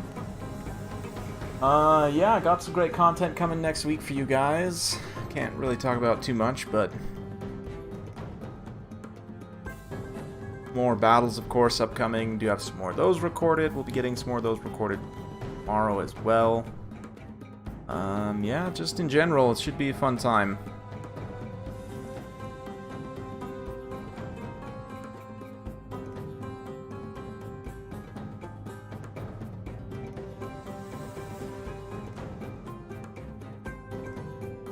Yes. What do you guys think for the dev Q&A? Should I do a video or even a stream just covering all of that? And I even, you know, I never actually finished editing my own dev Q&A that I did over voice chat with them. What do you think? I could like maybe do what I was thinking is either do a video, or I think it would be easier for me in this, so I might end up actually doing this because I don't know how much time I'm gonna have, is to do a live stream where I'll actually like go through all of the answers that they gave me for various things, and then I'll also go through the dev Q&A on Discord and just kind of show you guys those answers as well. What do you think? Do you think that would be something you guys would be interested in? And if that's the case, should I do that like tomorrow? Or maybe like Tuesday or Wednesday? What do you think?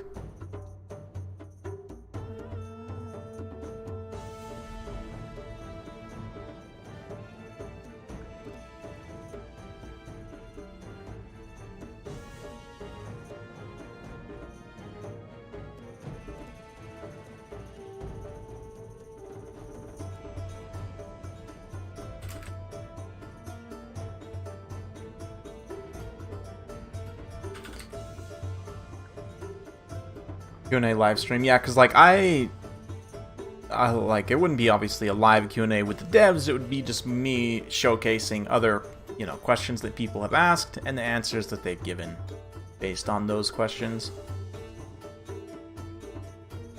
The Dwarf Discord went kind of nuts. Really, I didn't see. I know they did acknowledge that they need to update Norska. Like after Beastman, Norska is by far the most in need of updates. And they also, what else did they talk about? They said they understand the Chaos Ponies thing. I don't know if they talked about Cavalry in general, but there's some pretty quality stuff in there.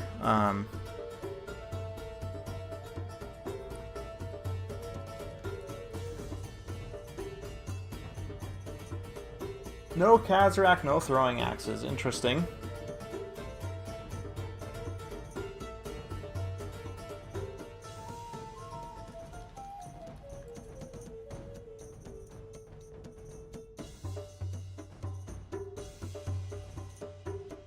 Okay.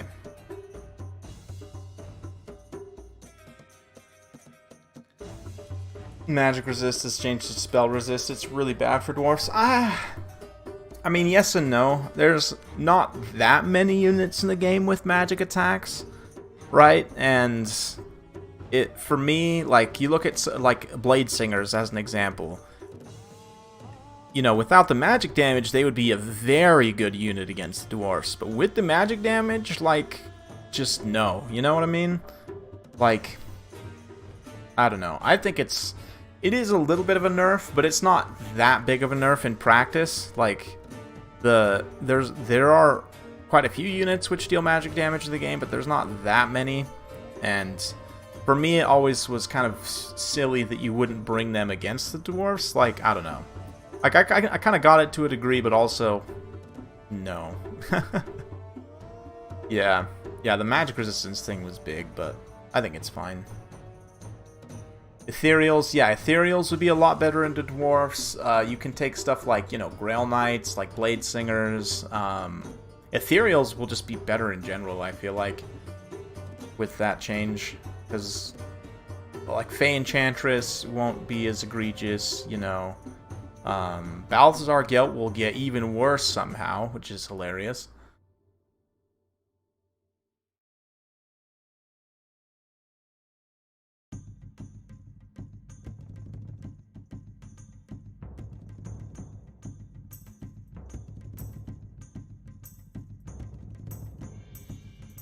Famir. Yeah, Famir, exactly. Needs to be a lot more units with physical resist. I don't know. I think it's pretty okay how it is right now. I'm interested to see, though. The Corn Demons would have been a problem. They would have had straight up 20% damage resistance if they didn't change that, right? And likewise, the, like, Demons, you wouldn't ever take any Demons units against Dwarfs, because Demons, like, have magic damage on all their units, literally. Like, every Demon unit will have physical resistance and magic damage. Like, because the Corn Demons also have magic resistance, they would have had effectively damage resistance, right? Which would have been interesting, I guess, but also kind of not at the same time. So, yeah.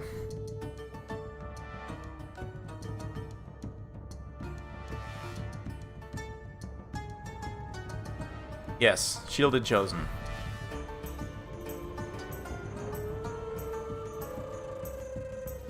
Okay, so Shielded Chosen band. Interesting. Very interesting.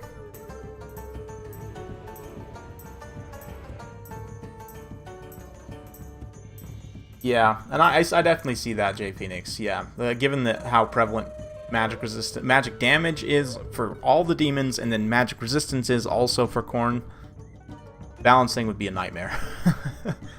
But yeah, Dwarfs will be fine. Dwarfs will be fine, I'm sure. Who knows? Maybe they'll even bump up the spell resistance a little bit so that they take even less damage from actual spells. Be interesting. I'm very curious to see, though, what they've got planned for free LC for,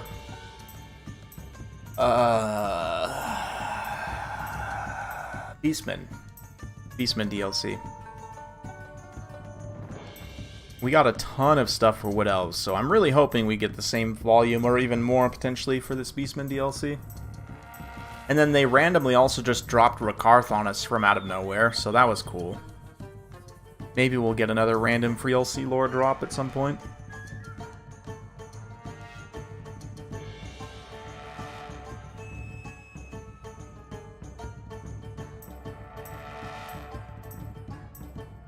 Yeah, so units with fire magic damage, like Hex Wraiths, are all of a sudden going to become... Because the fire right will reduce enemy healing, and then the magic resistance will be... Or magic damage will be less of a liability. Like, nice. Swordmaster should have 70 magic resistance. Oh, yeah? Probably.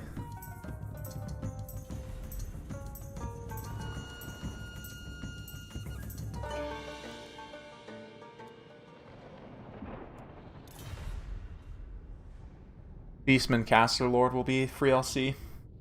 I don't know, I think that might be part of the DLC. Or, because, I mean, they gave us the Spell Weaver, right? Plus Dryka. I mean, maybe. I'm trying to think how everything was structured. Dryka was free LC, and the Glade Captain was free LC, so we could get both, honestly. Like I don't know. I honestly have no idea. Maybe Beaumont Beastslayer is Bretonia for FLC. Yeah, I'm curious, given that, you know, with the resurgence of the Old World, Games Workshop will come around and revisit Bretonia at some point. Like, they're, you know, they're on the map of the Old World, they're in the plans, I'm sure. So, whenever that happens, within the next couple years, I would imagine, is when Bretonia could get a significant update in Game 3. Hopefully it'll be free. I would love for Bretonia to be the forever free faction. Like, as long as you own Game 1 and Game 3, you just get everything for free. But they could sell a DLC. I'm not putting that outside the realm of possibility for CA to do. Dryka's for people who had both DLCs. I think so. The Glade Captain was if you just had the base Wood Elves only and did not get Sisters in Twilight. And then, yeah, Ariel was just with the Sisters of Twilight. I think that's right. We ended up getting 3 extra characters. So, I mean, potentially 3 extra characters, right? Or 4 if you count the generic Spellweaver as well. So, yeah. with then Torox. I mean, if it is the same, so 5 DLC characters. So Torox is one, and then probably a generic caster lord for the DLCs, right? And then maybe another legendary hero, possibly on the Lizardman side. We're kind of discounting Lizardman, but they have other characters they could add as well. I mean, they already have a legendary hero, so maybe not. Maybe they give the legendary hero for Beastman. But then, yeah, also like another generic hero type. Am I doing my math right? Maybe I'm doing it wrong. Anyway.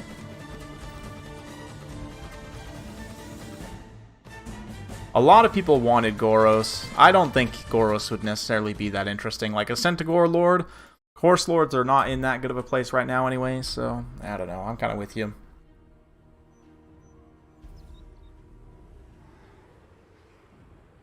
I'm not really familiar with the Beastman's lore enough to give other units they could potentially take. Elspeth, I'm sure we'll get Elspeth at some point. I'm pretty positive of that.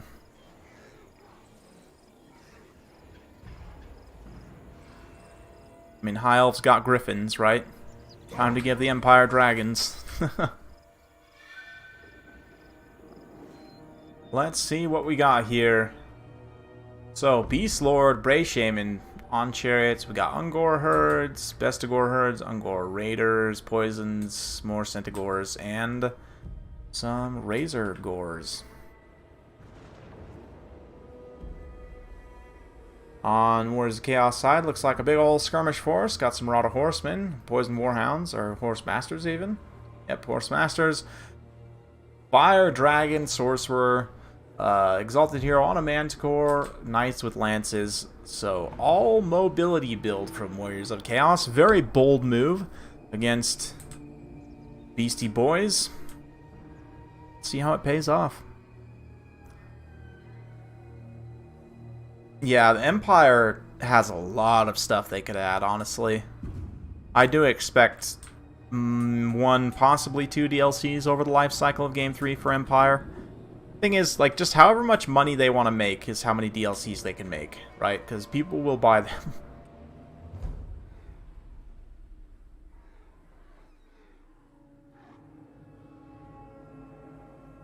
Hugh Lore Master of Sotek's Elspeth rant. Oh, did he have an Elspeth rant? Basically saying that everyone wants Elspeth, but that we actually shouldn't want her for some silly reason? I don't know. I think telling people what they should and shouldn't want is a little bit silly in and of itself. It's like, I understand, like, the Araby thing, right? Like, I understand why people want Araby. I don't fault them for wanting Araby. I don't think it's wrong for them to want Araby.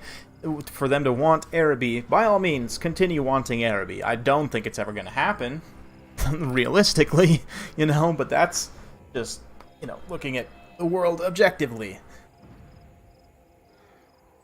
By all means, keep wanting it. If people want Elspeth, that's great. I totally get that. I get why you would want Elspeth. I actually have not seen Lore Master of Sotek's video, so maybe I'm putting words in his mouth, but... Boris Todbringer is FLC. I would love for Boris to finally be playable, but I don't know if it'll ever happen. I mean, the Red Duke is still not playable, right? So, Boris does deserve it. And the thing is, one unit they could add in a DLC would be Knights the White Wolf, right? And, I mean, Midland has some lore associated with fending off chaos and whatnot, so I could see them doing a Midland kind of tie-in with the potential Empire free DLC. Or Empire update. Games Workshop does not want people to want Araby. Right. And I get that too. Like, I get their position as well. 100% understand why they feel that way. It's people being people, right?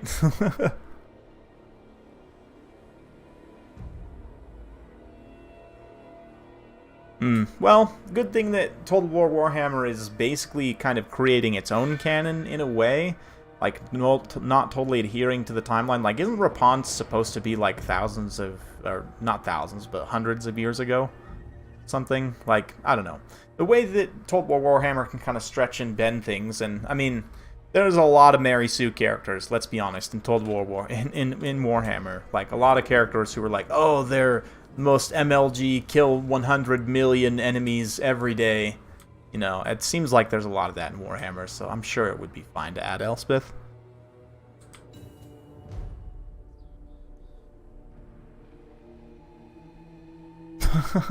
Sad, but happy sad.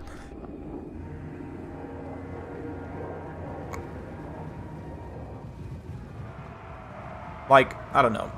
It's... For the sake of flavor, I would like to have her, and just because I think gameplay-wise it would be interesting. I'm not really that attached to the lore, so maybe I'm the wrong person to be asking about it, but anyway.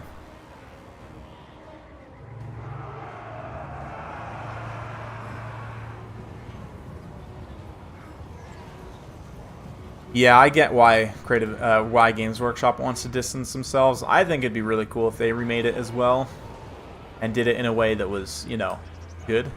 But, yeah, neither here nor there.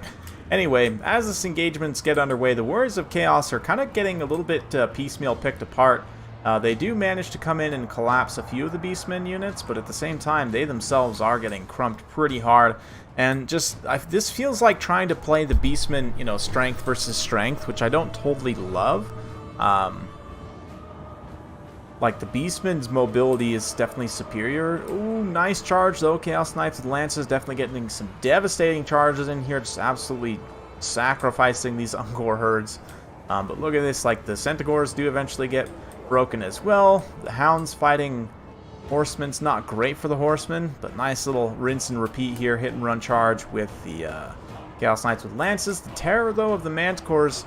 Honestly, in this kind of a wide mobility setup, I would almost think you'd want 2 Feral Manticores just to try and optimize on cost and kind of presence. Here comes a Burning Head, though. Really nice Burning Head.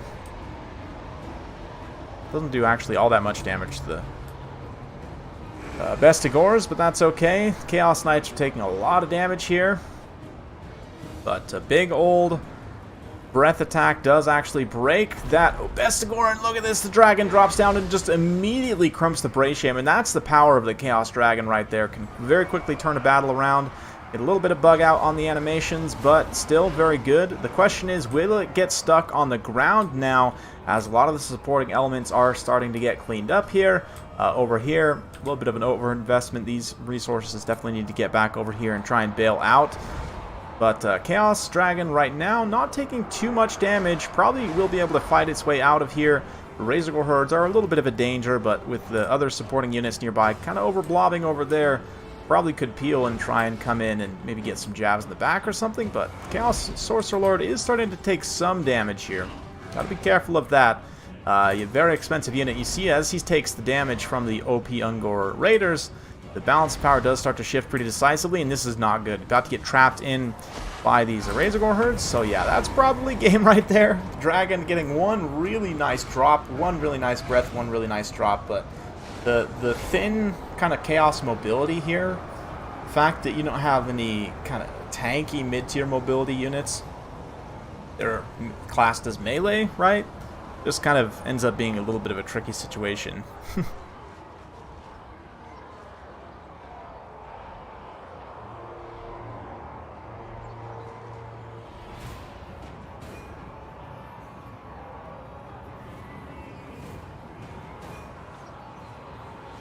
Yeah, it is, yeah, very unfortunate stereotypes is a mild way of putting it. The KotH, thankfully, it got so little mention in the old lore that, you know, it's still somewhat fresh and unspoiled in that way.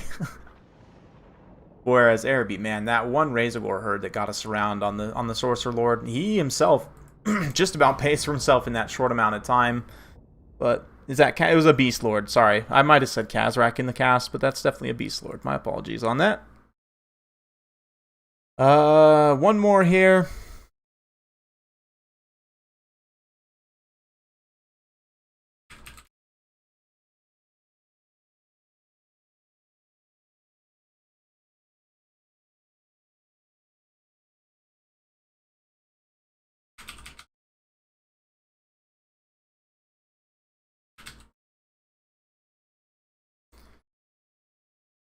Okay, there it is.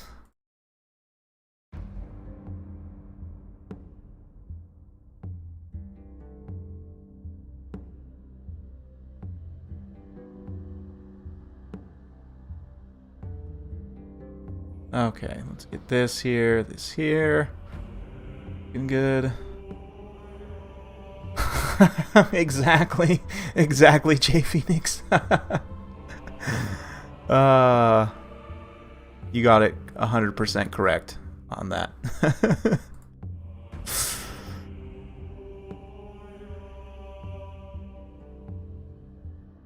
Okay, let's go ahead and switch up the map. Final round. MP Harryout Ridge. Harrot. Yep.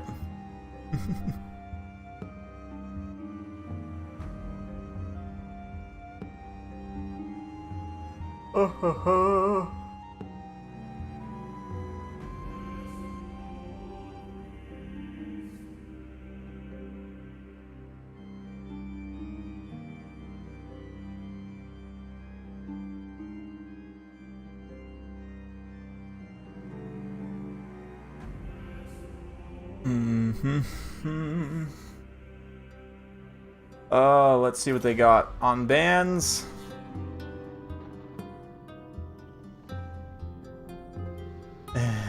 You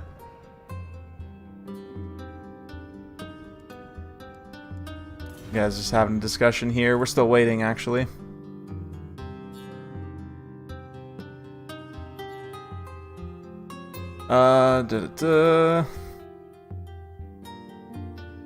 Just, yeah, waiting.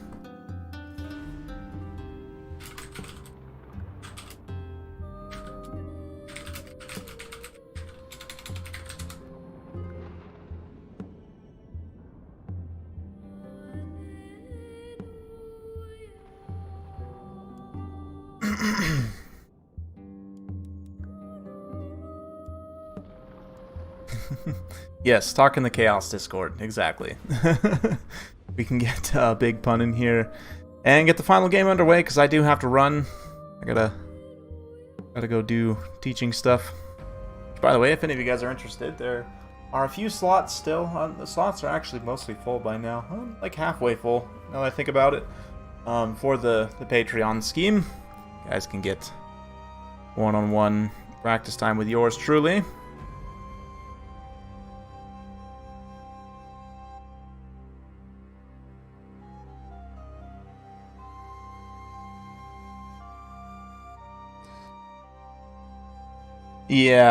Yeah. The Games Workshop has definitely done some regrettable things in the past.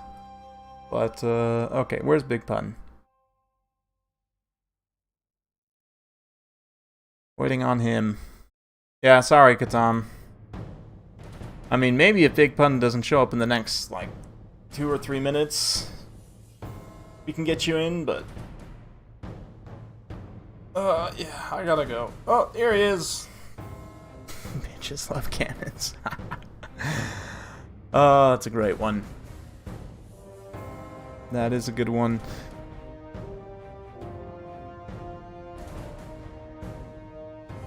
I'm pretty excited, though. Beastman, Lizardman too, I mean... A lot of people are kind of just more focused on the Beastman for understandable reasons. Lizardman, I really think they have an opportunity to do some cool stuff. We'll see. It could be blatantly OP and very sad, but...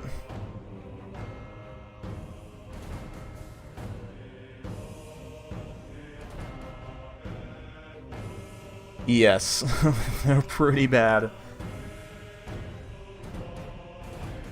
Like... Amazons, like, there's just some things that there's reasons why they're not in Total War Warhammer, you know. Like, most of the things from the lore that didn't make it into the game, there's probably a reason. Do I like fishing? You know, can't say it's my favorite pastime. I do enjoy being in nature, though, so, like, if I'm out fishing in a beautiful spot, just kind of chilling, I could definitely think of worse things to be doing. I'll say that. I do think I would enjoy it. Probably not my favorite outdoor activity.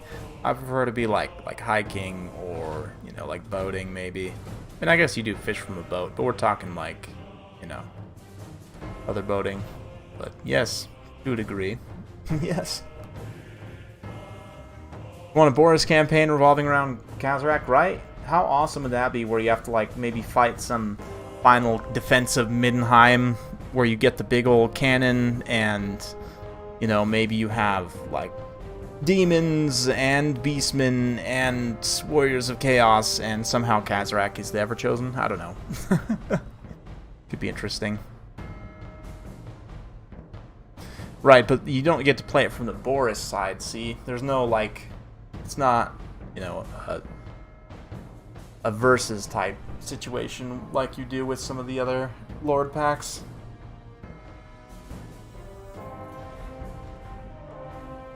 Oh, gonna switch it up. Count's mirror matchup? No. Dark Elves ban Norska. And gone with, Big Pun gone with Skaven's.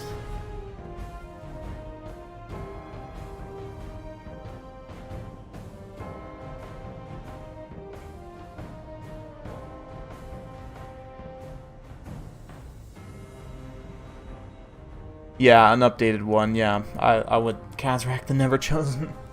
I just playable Middenheim in general. More Empire stuff. I know I'm biased. I 100% admit I am biased. He's definitely chosen you, for sure.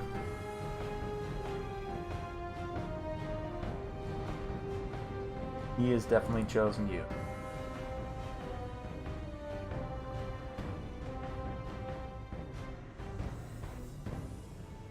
Indeed, indeed. Almost finished for the day. Thank you all so much, by the way. It's been awesome. Been a fun time. Good time. Do some King of the Hill. I have to say, this unit band system, I definitely think I'm getting closer to the final iteration. I don't know necessarily if this is the final iteration. I still need to do some workshopping and kind of talk to some people. But maybe try and get some other tournament hosts to use it on some Flash tournaments or something. But, yeah. Pistolier Lord Wen. Oh, I know, right? I know. I know. I mean, we do have a Pistolier Lord for Vampire Coast. Which, you know, now that Vampire Coast is sadly bottom mid-tier, I can play them and not feel bad about it.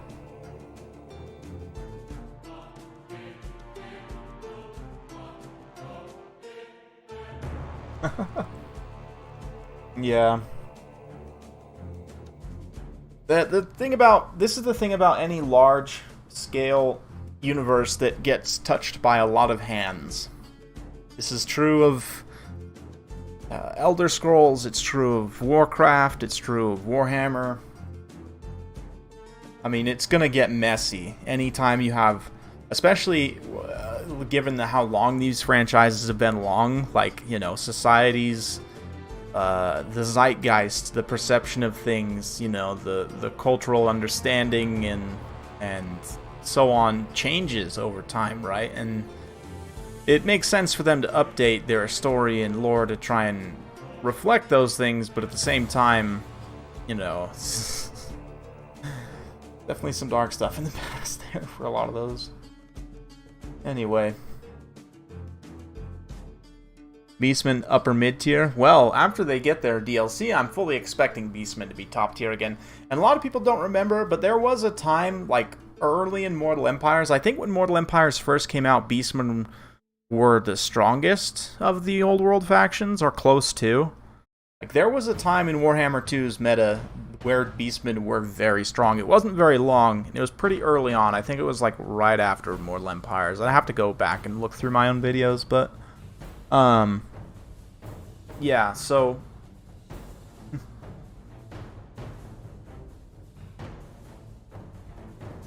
I do expect them to be top tier. They were also top tier when they first came out, way back in the dark ages of Warhammer 1, but I do expect them to be top tier once again once they get their DLC. That's usually how it goes. Not always, but usually.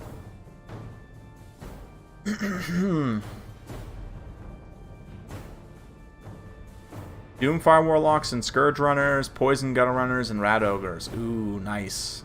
Both switching to sub-factions. I like that. Get to see some cool color schemes.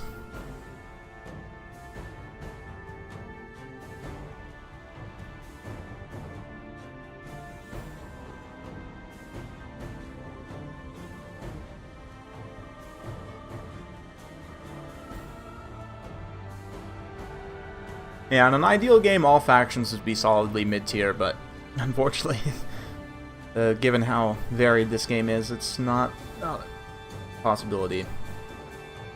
Also, you know, since most of the team is working on the balance for Game 3, but I don't know if most of the team's working on the balance, but what I should say is the balance team is probably mostly working on Game 3. I don't know how much, you know, with these updates, like you know, all the old stuff, generally, they'll do a good job of updating, but the new stuff, they just don't really have time to test it as much as you need to, realistically. Like, there's just not enough resources there. But, anyway.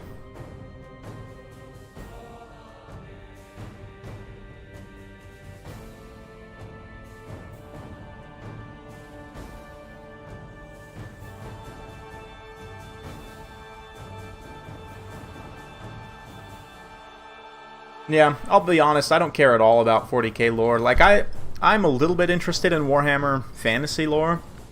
I really, like, if you came to talk about any kind of 40k lore, like, I do not care at all. Like, I have zero attachment to the 40k universe. I like the aesthetics of some things. Tabletop game seems fun. Zero connection whatsoever to the universe, so...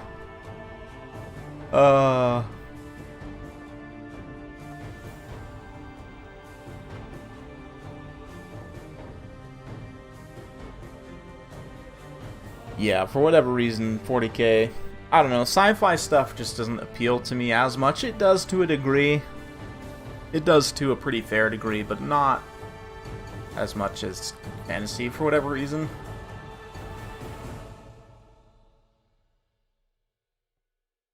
Looks like these guys are just about ready, though. We'll go ahead and ready up on my end. Might be a pretty quick one, we'll see. Yeah.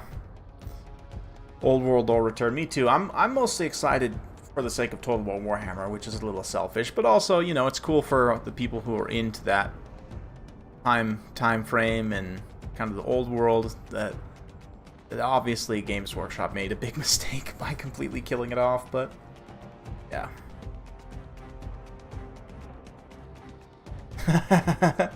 I mean, I didn't say I was opposed to fishing. Like, if a friend came to me and said, like, hey man, you want to come fishing? Like, we're going camping and fishing this weekend, I'd be like, heck yeah, that sounds like a great time. You know, but I'm not gonna like I don't own fishing stuff. If someone invited me to go fishing, absolutely, I'm game. But I don't own my own fishing equipment. I think that kind of summarizes it pretty well. And 40k, same thing. Like, if somebody was like, here's an army for free, now let's learn how to play, I'd probably be like, okay, let's play, and then I'd learn the game and I'd have fun playing the tabletop. But I don't know, it just, yeah.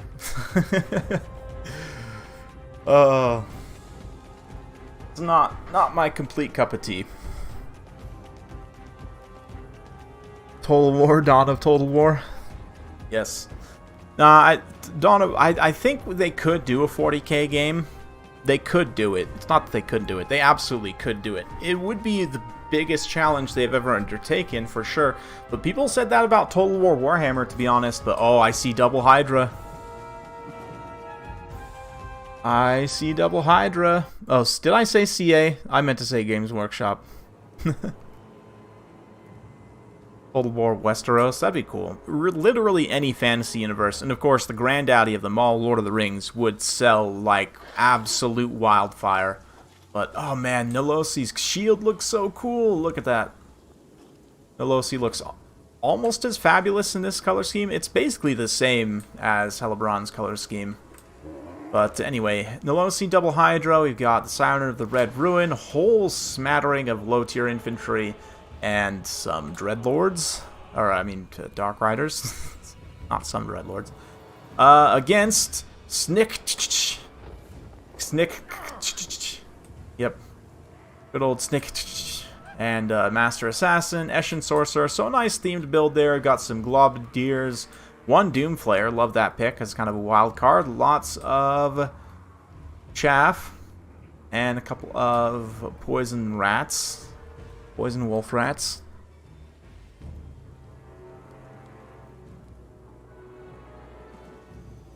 Yeah, they wouldn't have. They would have to change a little bit on the Chaos Warriors models, but they wouldn't have to change a ton. stylistically, they're already pretty much there.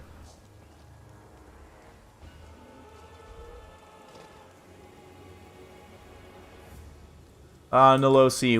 We began with Nelosi and we end with Nelosi. Very much appropriate. Absolutely perfect. Aw, that KotH one's all excited. Look at him. His tiny little arms. Oh yeah. So cool. And then you got these guys. The shields are awesome. I have to say, I definitely love the shield design. The way that the curvature of the shield prevents it from clipping through the horse is pretty cool. I also love the little like raider headdresses they're wearing. I don't know. They just look like bandits or like desert raiders or something. I think they're very cool. This black color scheme too, especially. Let's go POV with these Dark Riders for a sec.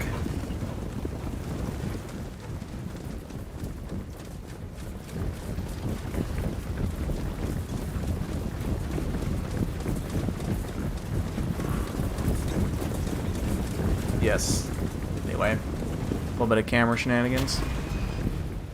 I don't know. I don't think we'll see Age of Sigmar. Which is a great way of putting it, by the way. Age of Sigmarines. They just made an Age of Sigmarines game, right? I don't know. I think probably we'd see 40k before we'd see Age of Sigmarines, because I think Age of Sigmarines is a little bit too similar. Oof. Oh. Just domed with a fireball. Man, you know, that magic missile did a ton of damage, though. Was that just a single cast? Was that really all just from a single cast of that Warp Stars? I was not even paying attention. I'm terrible at casting right now. Anyway, Dark Elves getting involved here in the front line, starting to break up some of this chaff. It is a very wide build, but you see now the Globadiers starting to come forward. They are exceptionally dangerous for this this set here.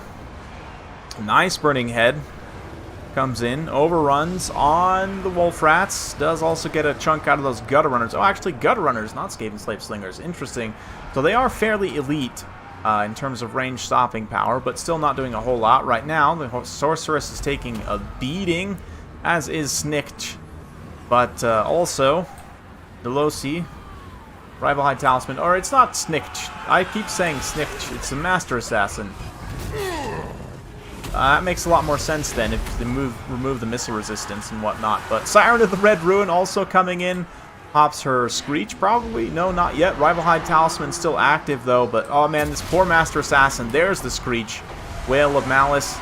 Doesn't do that much damage, but it'll do a little bit extra damage to everything in that AoE. I hear Flaming Sword of Ruin as well. Looks like that's on Nelosi. She goes up to 700 weapon strength with Hydra Blade and Deadly Onslaught. Probably a little bit higher while that Cascading Fire Cloak was active. Absolutely insane weapon strength. Rival High Talisman again being popped, this time by the Assassin. He is going to finish off Sorceress there. On the rest of the battlefield, you know, away from the character blob fight, Skaven are mostly winning over here. Over on this side, the Dark Riders are cleaning up somewhat. But the single entities, obviously, is where a lot of this is going to come down to. And it's going pretty decisively in the Dark Elves' favor. Nice little friendly fire globe. Pretty much only hits the Gutter Runners. Nice breath attack as well. Just ditches those globes as well. Yeah, looking pretty good. Dark Riders get that damage over time effect. They are going to start to drop very quickly. Very squishy, like cavalry. The question is, will the Dark Elves be able to chase a lot of this stuff off? If a lot of the chaff starts coming back, it's going to be a problem. Single entities will also be a problem, though. Yeah, I think Skaven are most likely done. I don't want to call it too early, but...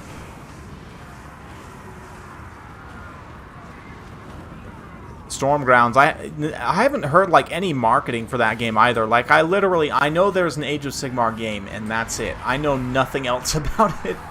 Like, I guess that's kind of on me, to be honest, to a degree. But I just find it kind of funny. It's like, yeah. Anyway. Looking at the rest of the battlefield here, the Hydras are still holding. The Hydra's leadership, though, is why, like, I'm just not sure. You know, if they get isolated and worn down, they can run away pretty easily. Screeching Maiden still online here. Siren of the Red Ruin still running around doing her stuff. If she can find the Master Assassin, get some shots on him, she could probably finish him off pretty quickly. But look at this. Chili Boy actually just about to go down here. The Flayers are almost completely unopposed at this point. Having racked up 56 kills and climbing. Other Hydra is coming to bail out Chili Boy. But look at this. Chili Boy taking serious Overwatch fire. Nice Icy Breath attack. Impacts those Gutter Runners and allows the Fear Spears to make sure they can stay in contact with them. Dark Riders charging through some chaff. Getting on the Poison Wind Globes. Another Breath attack. Does get some of the Dark Riders. Actually breaks them. But also gets some of that Poison Globe as well. Leak Swords getting in on the Poison Globes. The issue with the Skaven is they're refusing to give up. There's stuff everywhere still. You know, their units are coming back from out. The Dark Elves are starting to run out of steam. Assassin gets bounced there. But thankfully for the Dark Elves, as the Hydras regenerate back their HP and continue to tank out damage here, you can see the balance of power tipping more and more. Siren of the Red Ruin has started to take some damage. 51 kills, though. We'll check on the value after the fact. Medusa underrated? Maybe. Chill of Sontar. Man, the Overwatch fire from the Poison Slings is pretty significant at this point. But can they take out the other Hydra as well? That is the question. Character-wise, still got the Master Assassin left for the missile resistance and speed debuff. But it looks like one Hydra is down. Even with the healing proc, probably the Assassin can chase him off, but the Assassin peels. Oh, I don't know why you would do that. He instead chooses to come over and fight this other Hydra. He's going to immediately start to take damage. Look at that. As soon as he did, balance of power turned. Oh, here it comes. The detonation of the Ratty Boy. Oof. That missile is ridiculously fast. Man, that has to be the fastest missile speed in the entire game. Oh. Poor boy. Does not deserve that. Well, let's be honest. He 100% does, but he's a Skaven. That missile speed is ridiculous. It's like the only good thing about the entire unit. But hey, there you go. What happened to Chili Boy? Chili Boy gets shattered by the Slings. The Slings still have enough ammo to probably finish off this other Hydra.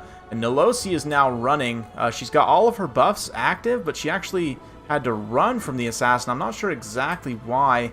Just decided to peel there, but...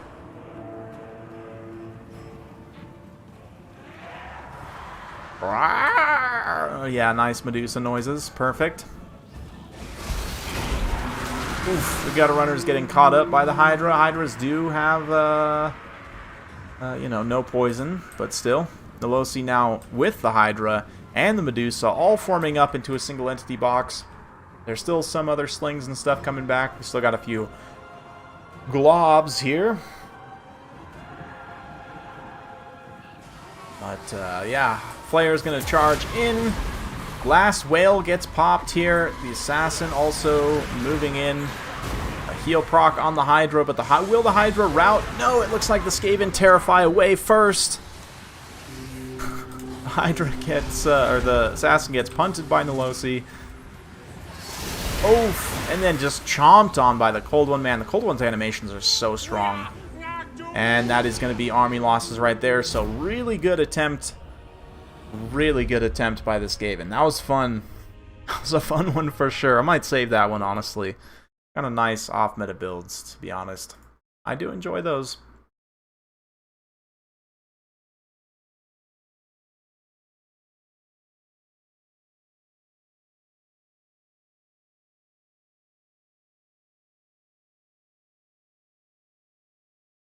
Yes, okay.